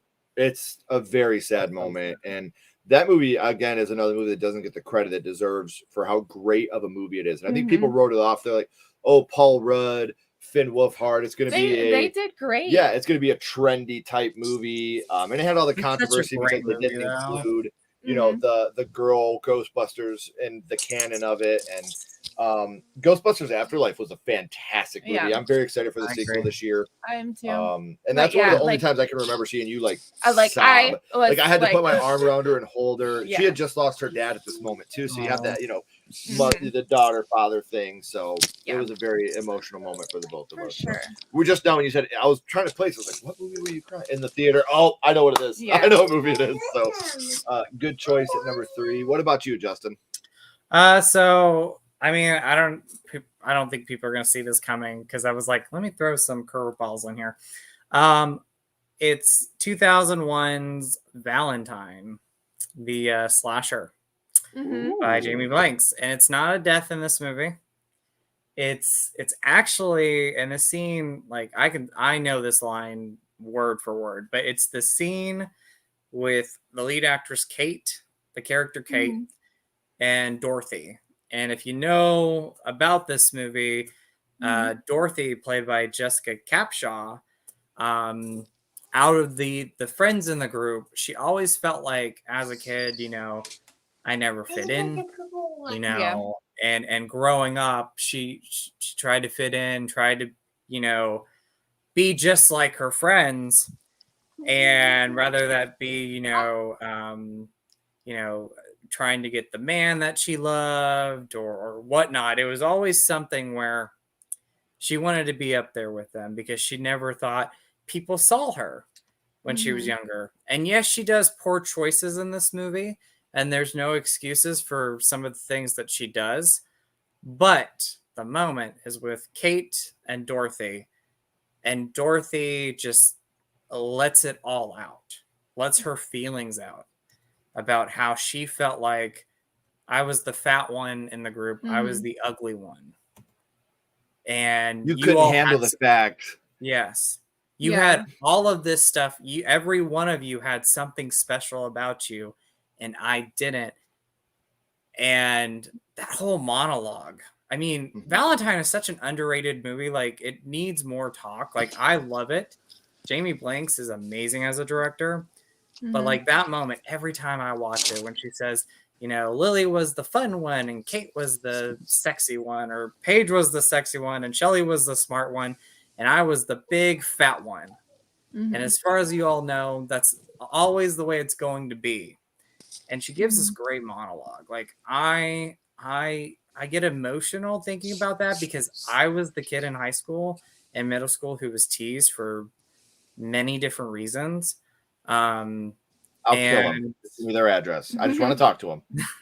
But You can send I felt like the Dorothy in some ways Yeah. because I was not popular in school and I didn't fit in with a lot of people. I had my group of friends, but there was a lot of people that teased me. And Dorothy felt like the outsider of the group in this movie. And she did her whole life. And she was holding that in up until that moment when she just had to let it out and tell Kate, this is what I feel. This is how I felt my whole life with you all. Yeah. And it's a sad moment. It's not It a is. death. It is. It's nothing like too tragic, but it's a very sad moment. Mhm. Well, and especially the only reason this is so fresh on our mind is you're talking about how this movie doesn't get a lot of credit. Our Didn't See That Coming episode coming out on February 3rd for Valentine's Day is Valentine. Yeah. So we just watched this it movie, and again. I haven't seen it since probably 2001. So like watching it over again, and you're right. She's like, you were the popular one, you were the pretty one. I was the big fat one. I finally had somebody, and Kate's you like, couldn't stomach it. We didn't look at her like that. Like that was in her head, though. Like we loved her. She was one of our best friends, but that's how she seen herself. So that's how she felt like everybody else seen her. Everybody else was seeing her, and then you got that moment where after it's revealed that like Jeremy was the only one that would talk to her that night, and she says, do you guys remember what I looked like back then? And they were all trying to be nice to her, and they were like, you were big boned, you were lightly plumped, and she straight out told them, she said, I was fat. I was fat. Yeah. And the only person who looked at me that night was Jeremy. And the kid I accused of sexually assaulting. Yeah, me. and again, Dorothy's not the most likable person, but right. She has a lot of like that monologue moment though, when she just lets them all know this is how I felt and this is how I still feel, is sad. Yeah, so, that's unfortunately a complex that a lot of people get is, if they are young and they're bigger, they get older and they always feel like that. Yeah. That doesn't go away from them. So body dysmorphia is such a like horrible thing for people. Even when you were bigger and then you're skinny now, and like you still see yourself and you always feel like you're bigger. So it's an awful feeling. I dealt with, weight going up and down my whole life. And, people saying like I had a weird smile or my ears were too pointed or my hair looked funny. Like, I'm not going to try to get emotional here, but like I dealt with a lot of stuff. And so like when I see Dorothy and what she went through, like I think about all that stuff. Yeah. It's if it makes you feel any better, I think you're sexy. Well, thank you. Thank you. Don't feel bad. Having kids ruined my body. Oh my God. Sorry, she hates that joke. So real quick, we'll catch up on the chat. Kaylee's death in Oculus, another great choice, and another Flanagan banger. Wow. Officer Sledge is a kick-ass name. He's bringing down the hammer on crime. That's fucking awesome. It's so funny listening to when we're at our son's wrestling meet, like they call him Sledgehammer now when he's out there, and it just cracks me up. Yeah. Like, come on, Sledgehammer. I'm like, what? Oh shit, they're not talking to me. Gail's sad reaction to see Dewey dead and carted out of the building in Scream 5. You know what? I was gonna put a moment from Scream 5, but it wasn't Dewey's death. Yeah. It was when Gail and Dewey were talking when they first met back up. Yeah. And you could tell that it wasn't Gail and Dewey talking, it was David and Courtney talking. That moment got me emotional in the theater. I don't think I gave my number 3, Ken. Oh yeah, he didn't give his number 3. Oh damn. No. Yeah, I was the the long forgotten son now. No, give us your number 3. I totally forgot because you were working with William, man. I'm sorry. Give us your number 3. No, you're good. I've had the headphones in the whole time, so I've been like present. I've just been walking around with the phone in my pocket. But my number 3 is one, like, okay, somebody just mentioned Dewey, and now I feel like an idiot for not putting that on here because it absolutely should be on here. But as it was currently constructed, my number 3 was it's season 4 of Stranger Things. The moment where I think that everything's going to be okay, that Elle is going to, she's going to one-up him, and it doesn't happen, and Max's body starts twisting and contorting, I literally was like, are you fucking kidding me? Like, I was losing my shit because when they introduced Max in season 2, I'll be honest with you, I could have cared less. I was like, we have this group of kids. Why bring somebody new in? Like, I wasn't a huge fan of it. By the end of season 4, I loved Max. And like, I think she was one of the strongest, if not the strongest in that entire season. And Sidewalk Surfer Girl, man. oh my God, that shit tore me up. Like, it tore me up. Yeah. So that's my number 3. Perfect. I'm sorry. Did I mean to skip you? You're good, man. He's a dick. I know. Stupid ass. Yeah. Judy and Wes's death in Scream 5. Yeah. Love the Psycho homage, though. Cole and his mom. Lights Out. Rebecca's mom. Yes. That's a good one, too. Please like and share on social media. I agree. The baseball kid and Dr. Sleep. Very hard. my gosh. That's hard to watch. Oh my gosh. I that's so hard to watch.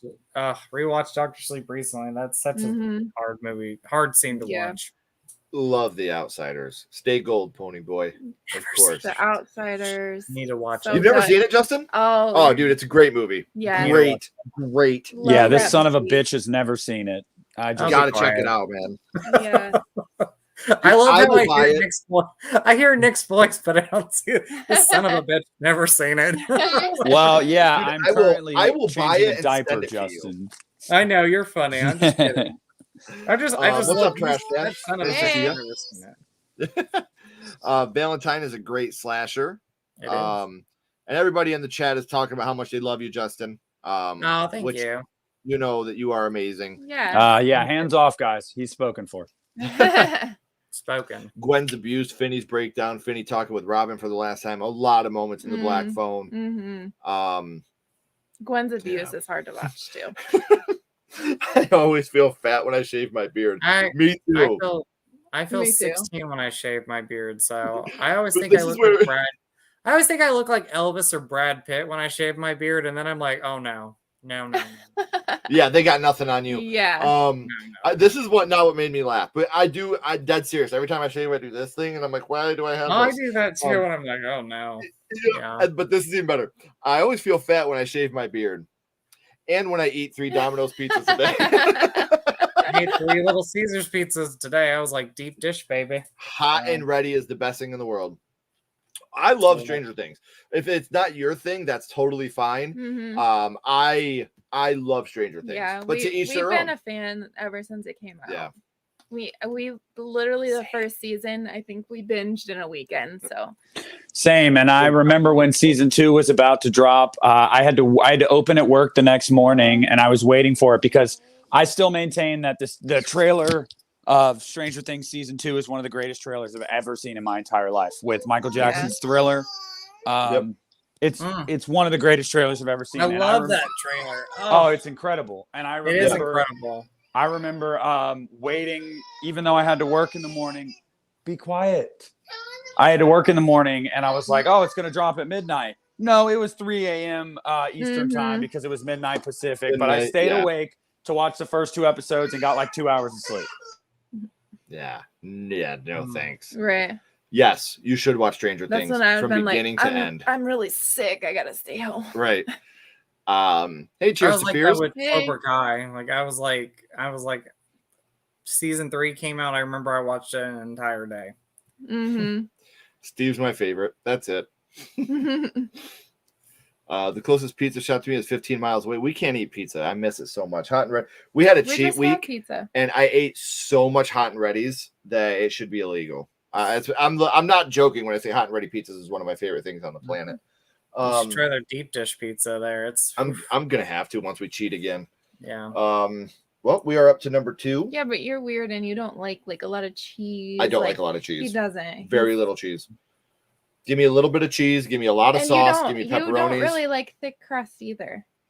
I mean, if we get some of that buffalo sauce, I can dip it in. Yeah, but You want to give us your number 2, my love? Sure. So this one's already been talked about, but it's A Quiet Place. When Lee sacrifices himself, and he does I don't know the sign language part of it. That he does that. to Reagan, and just the look on her face, you know, because she feels guilty for her little brother getting taken, you know, and killed.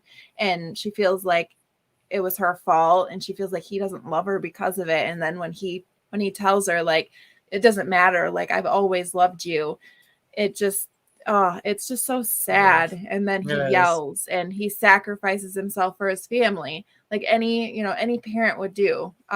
Just so sad. Yeah, very true. It is sad. So how about your number 2, Justin? Well, we've talked about it, and rightfully so, it needs to be on this list, but it's so sad. That's Gage's death in Pet Sematary. Yes. I will talk about let's see, let me think about I mean, obviously Dale Metcalf, his reaction when he's screaming in the road is so sad. Yeah. Yes. The Gage's initial death, when you don't see it, but the shoe flying, but it's also the moment where Gage is running to the road and Lewis is like chasing after him, and like Lewis trips. Yeah. And like it's that moment where he trips, and it's just like, if he had not tripped, maybe he would have run. Right. It is still so sad watching that. And like, I hear some people say Dale Metcalf's not a great actor, and I'm like, go watch that scene with him like just screaming in the road and tell me different, because he's so good in that movie. Yeah. Yeah, that definitely feel it. Yeah. With him, the way he acts, and then they just go through all those different pictures of Gage and like all the different things. Yeah. So even the moment when like he before everything happens, where he buries Gage in the pet cemetery, when he digs his grave up and he's holding him, and he was like, you know, I'm so sorry this happened to you. Like, so sad. Heartbreaking stuff. Or where they fight, where him and his father-in-law get into the fight at the funeral, and it topples over. That's so horrible. There would have been 2 funerals that day. Yeah, I mean, like that's just so horrible. I talked about I Know We Did Last Summer, the book. I'm not a big reader, but like every once in a while I'll read something that just interests me. And I read Pet Sematary, and I cried reading the book too. Like, it is such a sad, like when Gage dies, but also like the grief that the whole family goes through, and what Lewis goes through. Like in tears reading that. I totally understand. Yeah. You want to give us your number 2, Nick? Yeah. Sorry, I'm literally like getting him into bed right now, so I'm about to get my. Me and Ashley will do our number 2, and then we'll go back to you. Yeah. Okay. My number 2 has not been talked about. I gave my number 2. I'll do my number 2, and then we'll go back to Nick. Then I'm sorry. My number 2 has not been talked about in the chat. It has not been talked about on the panel, and it's a 2-part answer, and it is Happy Death Day 2. When Tree is at lunch and she sees her mom, and she gets up and runs, Mom, you're here, and she's hugging her. That was rough. And then when she has to say goodbye to her mom again, and she's like, in the alternate universe. Yeah. And she's like, so you tell people you love them all the time, but until you can't tell them anymore, you don't realize how much you truly love them. Yeah. And it's a hard moment to watch for anybody that's ever lost somebody. And the emotion that Jessica Roth in that moment, like, you feel like she's really experiencing a loss again, to lose your mom and then get her back and have to lose her again. Losing her once is hard enough. Couldn't imagine having to go through that again. So that's another moment. Happy Death Day 2. I openly wept during that moment, to the point to where there's only one more that made me even more upset. But that double whammy in Happy Death Day to You, just seeing her when she first sees her, because you don't know what's going on. And she sits down for lunch with her dad, and they're like, "Are you ready to order?" And he's like, "We're waiting on one more." And she's like, "One more?" And then the waitress moves, and you see the mom. And it's just that moment of, oh my gosh, you know, she can't even do anything at first. That's what I love the most about it is she can't even move at first. She's stuck there for a good 10 seconds staring Which at would her be mom. a perfect reaction. Yeah. And then, you know, the screams and the freakouts. And even when she's talking to her mom and she's like, I love you so much. And her mom's like, oh, I love you too. And she's like, no, Mom, I'm serious. I love you. And oh man, that was just a moment that beautifully executed in a movie that is inferior to the first one. It's not bad. You know, I think Happy Death Day to You is very, very good. Movie. But it's not as good as part one. But I still, that moment tore. I love them both up. No, that's a sad moment. Yeah. All right, Nick, you want to give us your number 2, brother? Yeah, thanks for having patience with me, guys. He's Dude, actually being a parent is the parents first, man. Like, you know us. That's more important than anything. I didn't have a dad, so if you weren't doing your dad duties right now, I'd be a lot more upset. I didn't either. So that's that's why I make it a point. A big reason why I make it a point that I'm going to do the dad duties. But number 2 for me is Annie's death and Rob Zombie's Halloween 2. This movie, like, obviously I love the movie. Like, I've been very open about that. But it's not even just the fact that I love the movie. It's that regardless of your thoughts on the movie or the original movie or whatever, you get depth with Laurie and Annie in this movie that you never got in the original movies. You never got to feel that, like, genuine bond between the two of those characters like you do in this movie. And, like, yeah, that always hits me like a ton of bricks. That always sucks because it seems so real. And, you know, and throughout it all, Annie's looking after her friend saying, you have to go. It's him. Like, get out of here. And she's like, I'm not going to leave you. Like, and it's just like, Annie's already accepted at that point. I'm dead. Like, get out. Like, go. Yeah. And yeah, it just, it tears me up. So yeah, that's my number 2. Okay. All right. We will catch up on the chat before we give our number 1s. Hey, Nick. Yeah. You want to just give us your number 1 real quick so you can go be with William? Oh, no, it's fine. It's fine. He literally, it's just one toy that I forgot to give him before he got into bed that he's whining for. So I just have to grab I just wanted toy. to make sure, man. I didn't. No, yeah, you're good. I'm finding the toy. You're good. All right. We'll catch up on the chat. Y'all talking about pizza as I'm eating Papa John's. Jets Ranch is elite. Yes, Donovan. Nice. I've been cutting back on calories, so pizza is a no-no right now. Hear me out. So just had pizza, and I make a really good low carb pizza on low carb tortilla shells, and I mean it's pretty good. What you do? Here's how you make the perfect pizza. This is how I make the perfect pizza. I taught him. You take a low carb tortilla shell. This is my pizza. Okay, you take a low carb tortilla shell that I taught you how to make. All this is because of her. I just put my own spin on into it. You take a low carb tortilla shell, and then you put ghost pepper sauce on it, and then you put your pizza sauce on. So the ghost pepper sauce and the pizza sauce cook into each other. You stir them together. You know what I mean? Yeah. Ghost pepper cheese on top with pepperoni, jalapeno, and if you can, pineapple. Put pineapple on there so you get a little bit of sweet with the spicy. Fold them in half. Pineapple's high in carbs. You don't do pineapple. Just put pineapple sauce. No. Fold them together. Put that in the oven, and you got pizza hot pockets. What do? Put them in the oven for 10 minutes at 350? 375 for about 8 minutes. Or 10 minutes at 350. Same thing. Nice. And you will get the perfect low-carb pizza, or hot pocket, if you will. Yeah. Delicious. You can cut it into triangles, or you can fold it and just make the hot pocket. Amazing. Love it.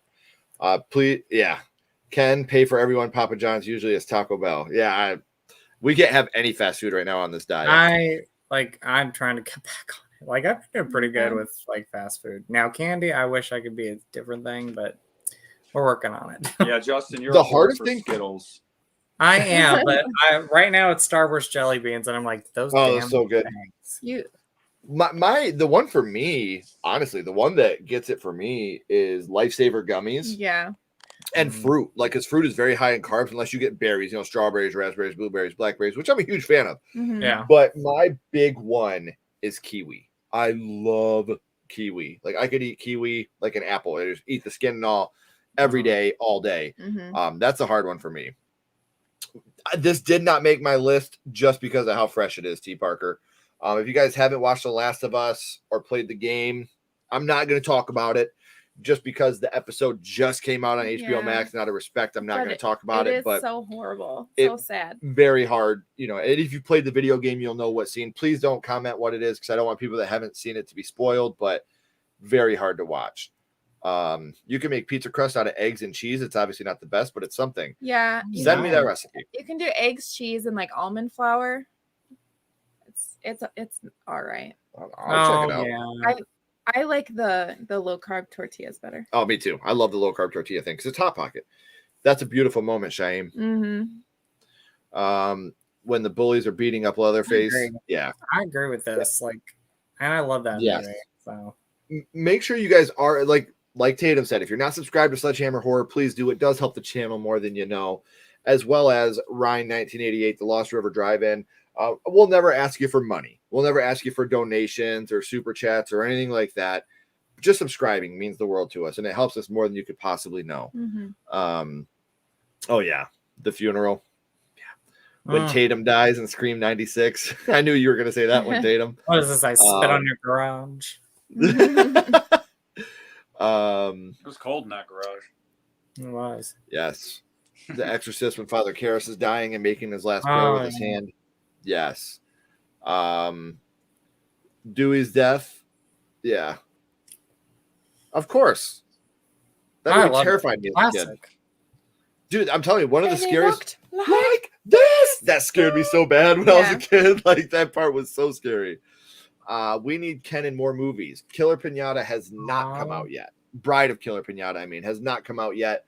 I know it sounds weird for me to sound mad about it, but it keeps getting picked up by more cinemas and more festivals, which is a great thing. Very good thing. And I'm very proud of Steven. I'm very proud of Jen and everybody else that's attached to this project. Selfishly, I want it to be streaming. You know, I want to be able to watch it. Not just for my moments in the film.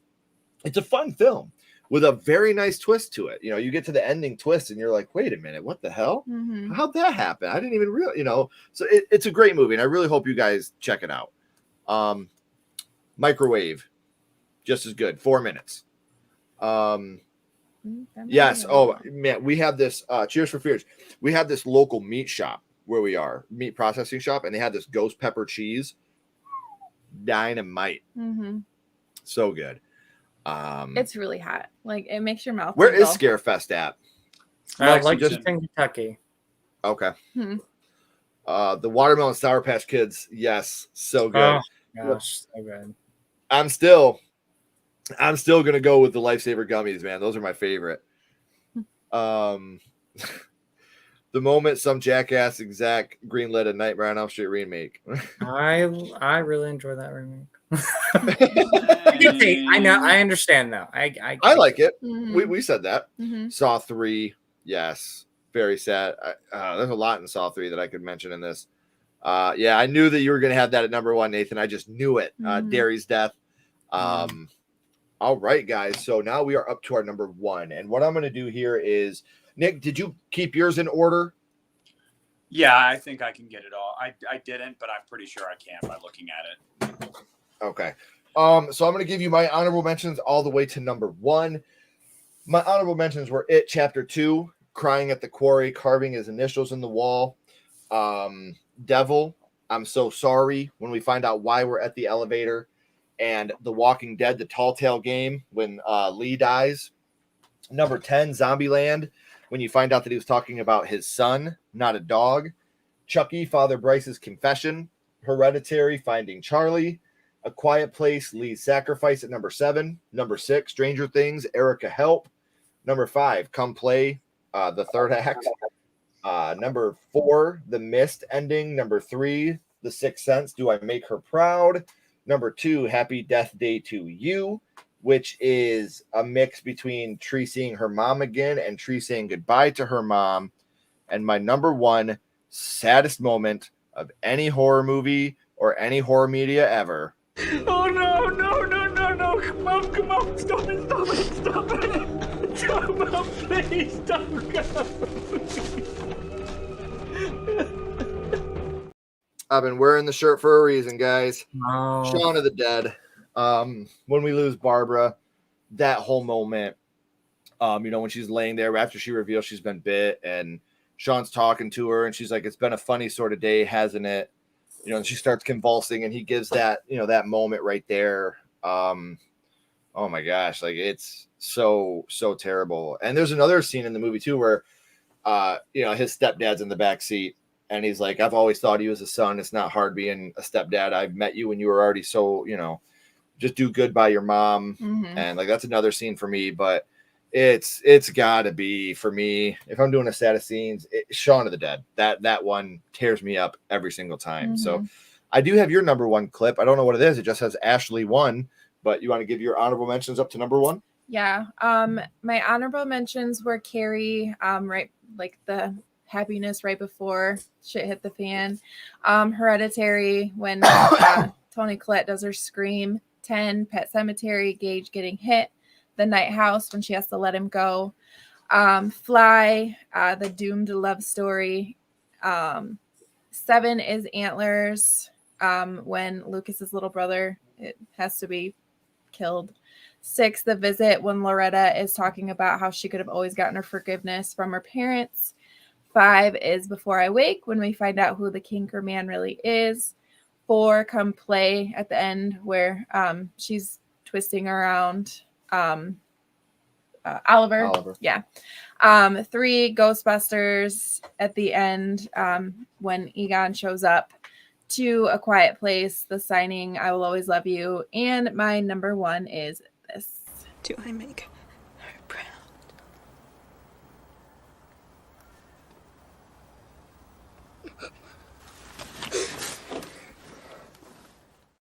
It's me every time I watch that.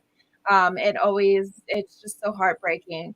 Like you always want to make your mom proud, and then they had a falling out and she wondered if she was really ever at a recital, and he tells them that, like, I talked to grandma and she said that yes to whatever you asked her at the funeral. At that moment she realizes he's not full of shit.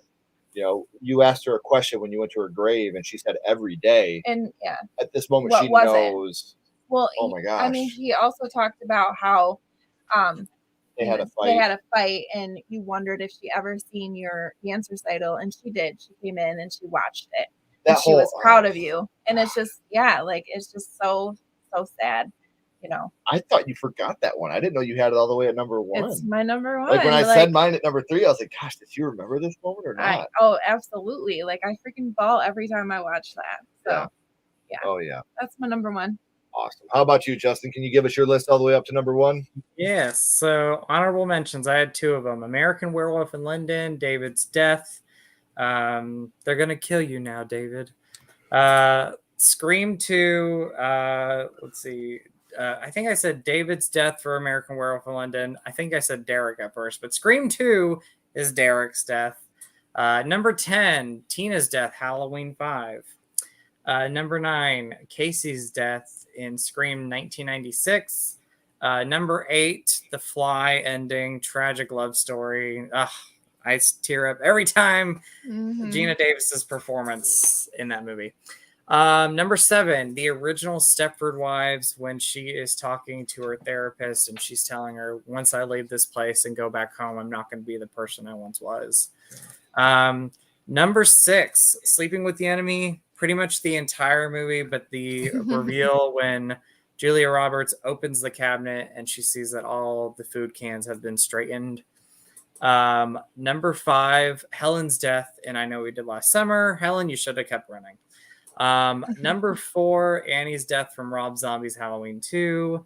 Number 3, Dorothy's moment from Valentine.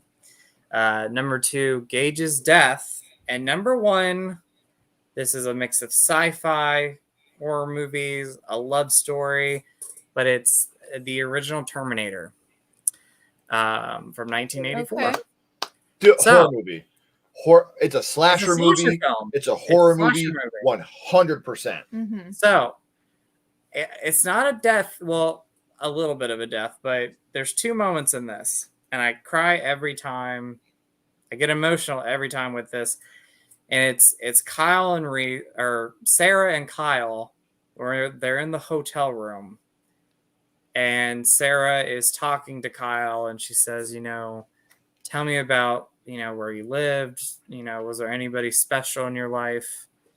And he says, no, like, the women there were, hard workers. And she's like, was there anybody special? And he says, no.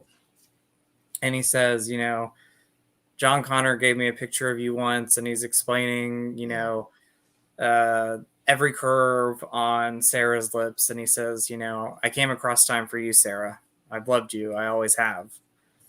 And what makes me sad with that moment is about like 15 minutes later, and you don't expect this to happen until you see the movie, until you see this ending, is when Kyle dies. Yeah. And you had that sweet moment with them together in the hotel room. And again, you never think about losing somebody, and then literally 15 minutes later in the movie, Kyle dies. But I came across time for you, Sarah, is one of my favorite moments in any movie. And we talk about like Arnold, and we talk about like the action and the horror movie slasher side of it, but really my favorite thing about this movie is the love story between Sarah and Kyle. And like, it's one of the you go deeper into it. Like, did John purposely send Kyle because he knows that's his father? What I mean? Like, all the things that come along with the true love story of what Terminator is. And that's why I love Terminator, and I will fight to the death with anybody that wants to tell me. Oh, 100%. I love Terminator 2, but I think the Terminator is just a better story, and I think it's a slasher. Mm-hmm. He goes through the phone book to kill every Sarah Connor. He wears a mask to cover his true identity. Yeah. Total slasher, man. Oh, and then the moment where she screams at Kyle, "On your feet, soldier! On your feet!" Oh, it's so sad when he dies, though. I love Kyle Reese, and I love Michael Biehn. Yeah, great movie though. We should do a watch party on Terminator. It's such an underrated, because nobody considers it horror, and it pisses me off. Like, it's totally a horror movie. No one talks about the love story about it, but really deep down inside, there is a beautiful love story in that movie. There really is. Yeah, it's a horror movie. It's a slasher film. 100%. For sure. Well, what about you, Nick? You want to give us your list, brother? Yeah. So if I went back and redid this, I want to now, because I'm just going to do it on the fly. So this wasn't my list. I'm going to create the addendum right here. So then number 10 would no longer be Tina from Halloween 5. It would be Randy from Scream 2, followed by Georgie, followed by Eddie from It Chapter 2, followed by the finale of season 3 of You, then Danny dying in Doctor Sleep, Charlie from Hereditary, Stranger Things season 4, Annie from Rob Zombie's Halloween 2. My new number 2 would be just episodes 4 and 5 of Midnight Mass. Some of the most compelling. When they're sitting on the couch talking about what happens when you die, that's it. That scene literally gave me a panic attack. Like, because I have anxiety problems, and death is my greatest fear, because like no matter what I believe, there's uncertainty there because we don't know. And when they're talking about that as deeply as they are, it like struck a chord with me. And then I'm not going to spoil what happens in the next episode if you guys haven't seen it, but there is a moment that takes place on a boat. Yeah, that is genuinely like, what the fuck? Shocking. So, yeah, so that would be my new number 2. And then my number 1, it's always been my number 1. Ever since I became a dad, though, especially a dad to a little boy, I actually tried to watch this movie 3 months ago. Not tried to, I did watch it. But it was the most uncomfortable viewing experience of this movie I've ever had. And that's Gage's death in Pet Sematary. It is awful. I mean, there's no other way to put it. It's just genuinely awful. It's awful because of the way they handle it too. They should show the shoe in the middle of the road, and then Dale Midkiff just falling to his knees and falling apart, and then you have all the fallout of that, the montage of the photo album and the funeral, and it's awful. And then him digging him up and taking his body and talking to him as he's taking him to the burial ground, and he's just sitting there cradling him and rocking him, and it's fucking awful. And then on top of that, it's maybe just as bad, if not worse, when he euthanizes him and he's like, he becomes like playful again, like a kid again. And he's like, no fair. And he just starts falling over and shit. It's just like, it is, I don't even like to talk about it because it's just awful. It's all around awful. And I just imagine, I mean, I mean this when I say this is not hyperbole. If something were to happen to my son like that, like I would not keep going. There's absolutely positively no way I could keep going. And so I can't even fathom it. It's awful. Yep, Gage from Pet Sematary, everything to do with that is just that's my number one. There's great choice. A lot of people had it on their list. So go ahead, Justin. I would say there's a couple other ones that I just want to briefly mention that get me. Firestarter at the end, not the new one, but the original Firestarter at the very end of the movie, when Charlie's dad dies, and the last things he says to her before then is, "Show them Charlie," and I think that's sad. And then you get the Tangerine Dreams music playing. It's that one gets me. And then I just have to give it to Parker Posey, Scream 3. I'm just kidding. Like, Parker, though, I love you. Judy Jurgenstein, Scream 3. When you said Parker Posey, I was like, oh, for fuck's sake. Scream 3, Judy Jurgenstein. I'm kidding, by the way. No, you're fine. We got some love for Dexter, the final scene. Dewey's death, Ozzy's death, and Leprechaun Returns. Oh, yeah, that was heartbreaking for sure. By the way, the best Leprechaun movie, the very last one, love it to death. Leprechaun Returns, that was good. There it is, number one. Tree sees her mom again, says goodbye, and then Eric and Shelley's Deaths in the Crow. It can't rain all the time. The tree scene in Happy Death Day to You. I'm one of the few people that prefers that to the first one, even though it is less horror, less slasher, and just more sci-fi. Like, I prefer it to the first one. I think the reason I prefer it is that sequence is like, if you didn't know that Jessica Roth could act, she can fucking act. Like, I remember being in theaters and just being like, my wife was next to me and she's like, "Are you okay?" And I'm like, "No, I'm not okay. Like, this is not okay." I got one real quick. Yeah. No one talked about, and I don't really want to give too much away, but the ending of Storm of the Century. Ooh, give me what I want and I'll go away. Yeah, and the choice that they have to make, I tear up every time. Every time that's rough. I watch that. So. That's rough. Oh, by the way, I see Justin's better halves in the corner. I like that. I was hoping you noticed. I like that one. I love it. Thank you. I changed it and Ashley was literally like, "Oh my God." I was not. I just laughed. I'm just now seeing it though. I'm like, wait a minute, what's that? Okay. I wondered how long it was going to take you to notice. My eyelids, Nathan. I'll be watching those tonight. Nathan, I will be continuing. I just started that 90s show. I really liked the pilot. That 70s show is my favorite show of all time. I love that show. I didn't know that was out. It just came out. Yep, just came out today. Yep. We love that 70s show. We used to watch it all the time when we we were had all teenagers. the box sets on DVDs. Yeah.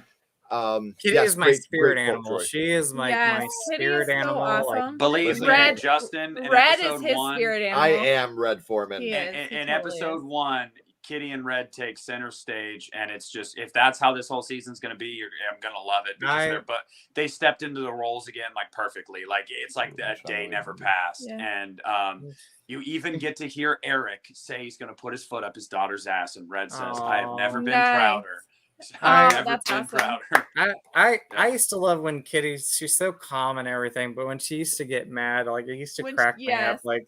Like the moment where she's doing yoga and the dog's barking and she's like, Shotzi, mommy's trying to relax. And the dog keeps barking. You're ruining my time, Shotzi. Mhm. And then all of a sudden the dog barks one more time. She's like, shut up. One of my favorite ones is when they get caught smoking weed in the basement, and Red's like, "Fun time is over. No more Yeah. Mr. Nice Guy." And Eric's like, Kitty's like, "I'm sorry, I'm just so nervous." Yeah.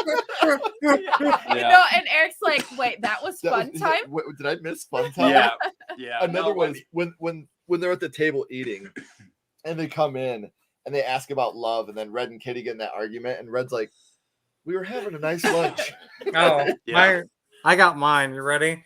When Red, I can't remember what the episode was about, but like Red's in the living room, the sweet music is playing, and Kitty walks in and he's like, "How's my beautiful girl?" And she's like, "Oh, you're so full of shit." Yes. Dude, like, I'm telling you, like, I am Red Foreman. Like, whenever my son has friends over, I'm like, "Listen, I wish I had 8 feet to put in all 8 of your asses. You know, I wish I was an octopus." Like, that's another one when Red comes outside and they're all like, they're just hanging out, and he's like, "So this is how an unemployed dropout dumbass spends his time." And Hyde's like, "That was like 8 burns in 1. The rare octoburn." Let's get the hell out of here. Yeah. Every time I feel stressed or like I'm in a panic, I always think of like Kitty. Again, she's my spirit animal. I love her. Mm-hmm. Yeah. When she's at the kitchen and she's like, "Okay, kitty cat, stay calm." She's like, "It's gonna be okay." Yes. That is me. What an amazing show. Yeah, it is. And the pilot, everybody steps right into the roles perfectly. And Topher Grace doesn't even look like he's aged, which is just insane. That's but awesome. it's great too because it's like Donna and Eric ended up together, which is awesome. Because I loved the way season 8 ended. I loved and I hated it at the same time because I'm like, they're on the car together, like, are they? They're going to end up together, right? But you don't know, and now you know for sure. But because I mean, who wasn't rooting for that to happen? Oh, yeah, because fuck Randy. Randy can eat a bag of dicks. But I don't want to get me started on fucking Randy. But was Randy the cousin? He was the cousin, right? He's Seth Meyers' brother. That he was in season 8. That's it. Randy. I didn't like Randy. Mm-hmm. No, nobody did. They had to try to find a replacement for Eric, and they're like, "Yeah, this didn't work." But one of my favorite moments of that show at all time was when Eric is going to fix the pipes in the kitchen, and he goes under the sink and he says, "Oh, spider, really big one." And Red goes, "A Brillo pad? Brillo pad? Afraid of a Brillo pad?" And he was like, "It bit me." I have like literally always identified with Eric because I was always like that tall, skinny, spindly, like awkward dude, and I'm just like, so like Eric, that's how I'm gonna be with my son too. I was so Hyde, like I was always Hyde, like the stoner rock and roll. I was the stoner rock and roll dude that, that shit was, and I sucks because fuck that guy now, but I always liked him. It is really horrible. Then you hear about that shit, and you know what? Fuck him. Yeah, because like the ranch, he fucked the ranch up because we really like the ranch. That shows too. I love the ranch. Love the ranch. Yes. And then all that shit happened with him in real life, and you're then like, fuck you. Ashton Kutcher was like, "Yeah, we're done." Yeah, good for them. Right. I will say though, when they wrote him out of the ranch in the 4th season, I think, and they had the storyline that he died, I was a fucking mess. Like I was a mess watching that shit. Especially the one where he was like, "We just got him back. I'm not ready." You're like, "Oh yeah. Rough." Man, I always related to none of the teenagers. I guess I was always a kitty though. I'm always like kitty. Like I was again spirit animal. I kid you not. Nick, Tuesday I'm gonna dress like Kenny for the live stream. Oh, you ain't that real. I'm gonna walk in and Nick's gonna be like, "Oh, hi." Well, Kitty. I mean, watch that '90s show. I mean, watch it. Like, we I've definitely. only watched the we're watching. I've been it. excited for it. Yeah. I'm not kidding you, Nick. Tuesday, Kitty's I'm gonna hold you to it. We'll be there. Yeah. My phone is at like 6%. So Yep, I'm mine's- kidding. I'm kidding. All right. But you guys, everybody in the chat, thank you for stopping in. We love you Thank all. you. You guys, please don't go anywhere. We want a couple more questions for you. Until next time, we're Justin's better halves. Keep talking Aw. horror, Stay who you are. and we'll see you guys soon. Bye, guys. Maybe.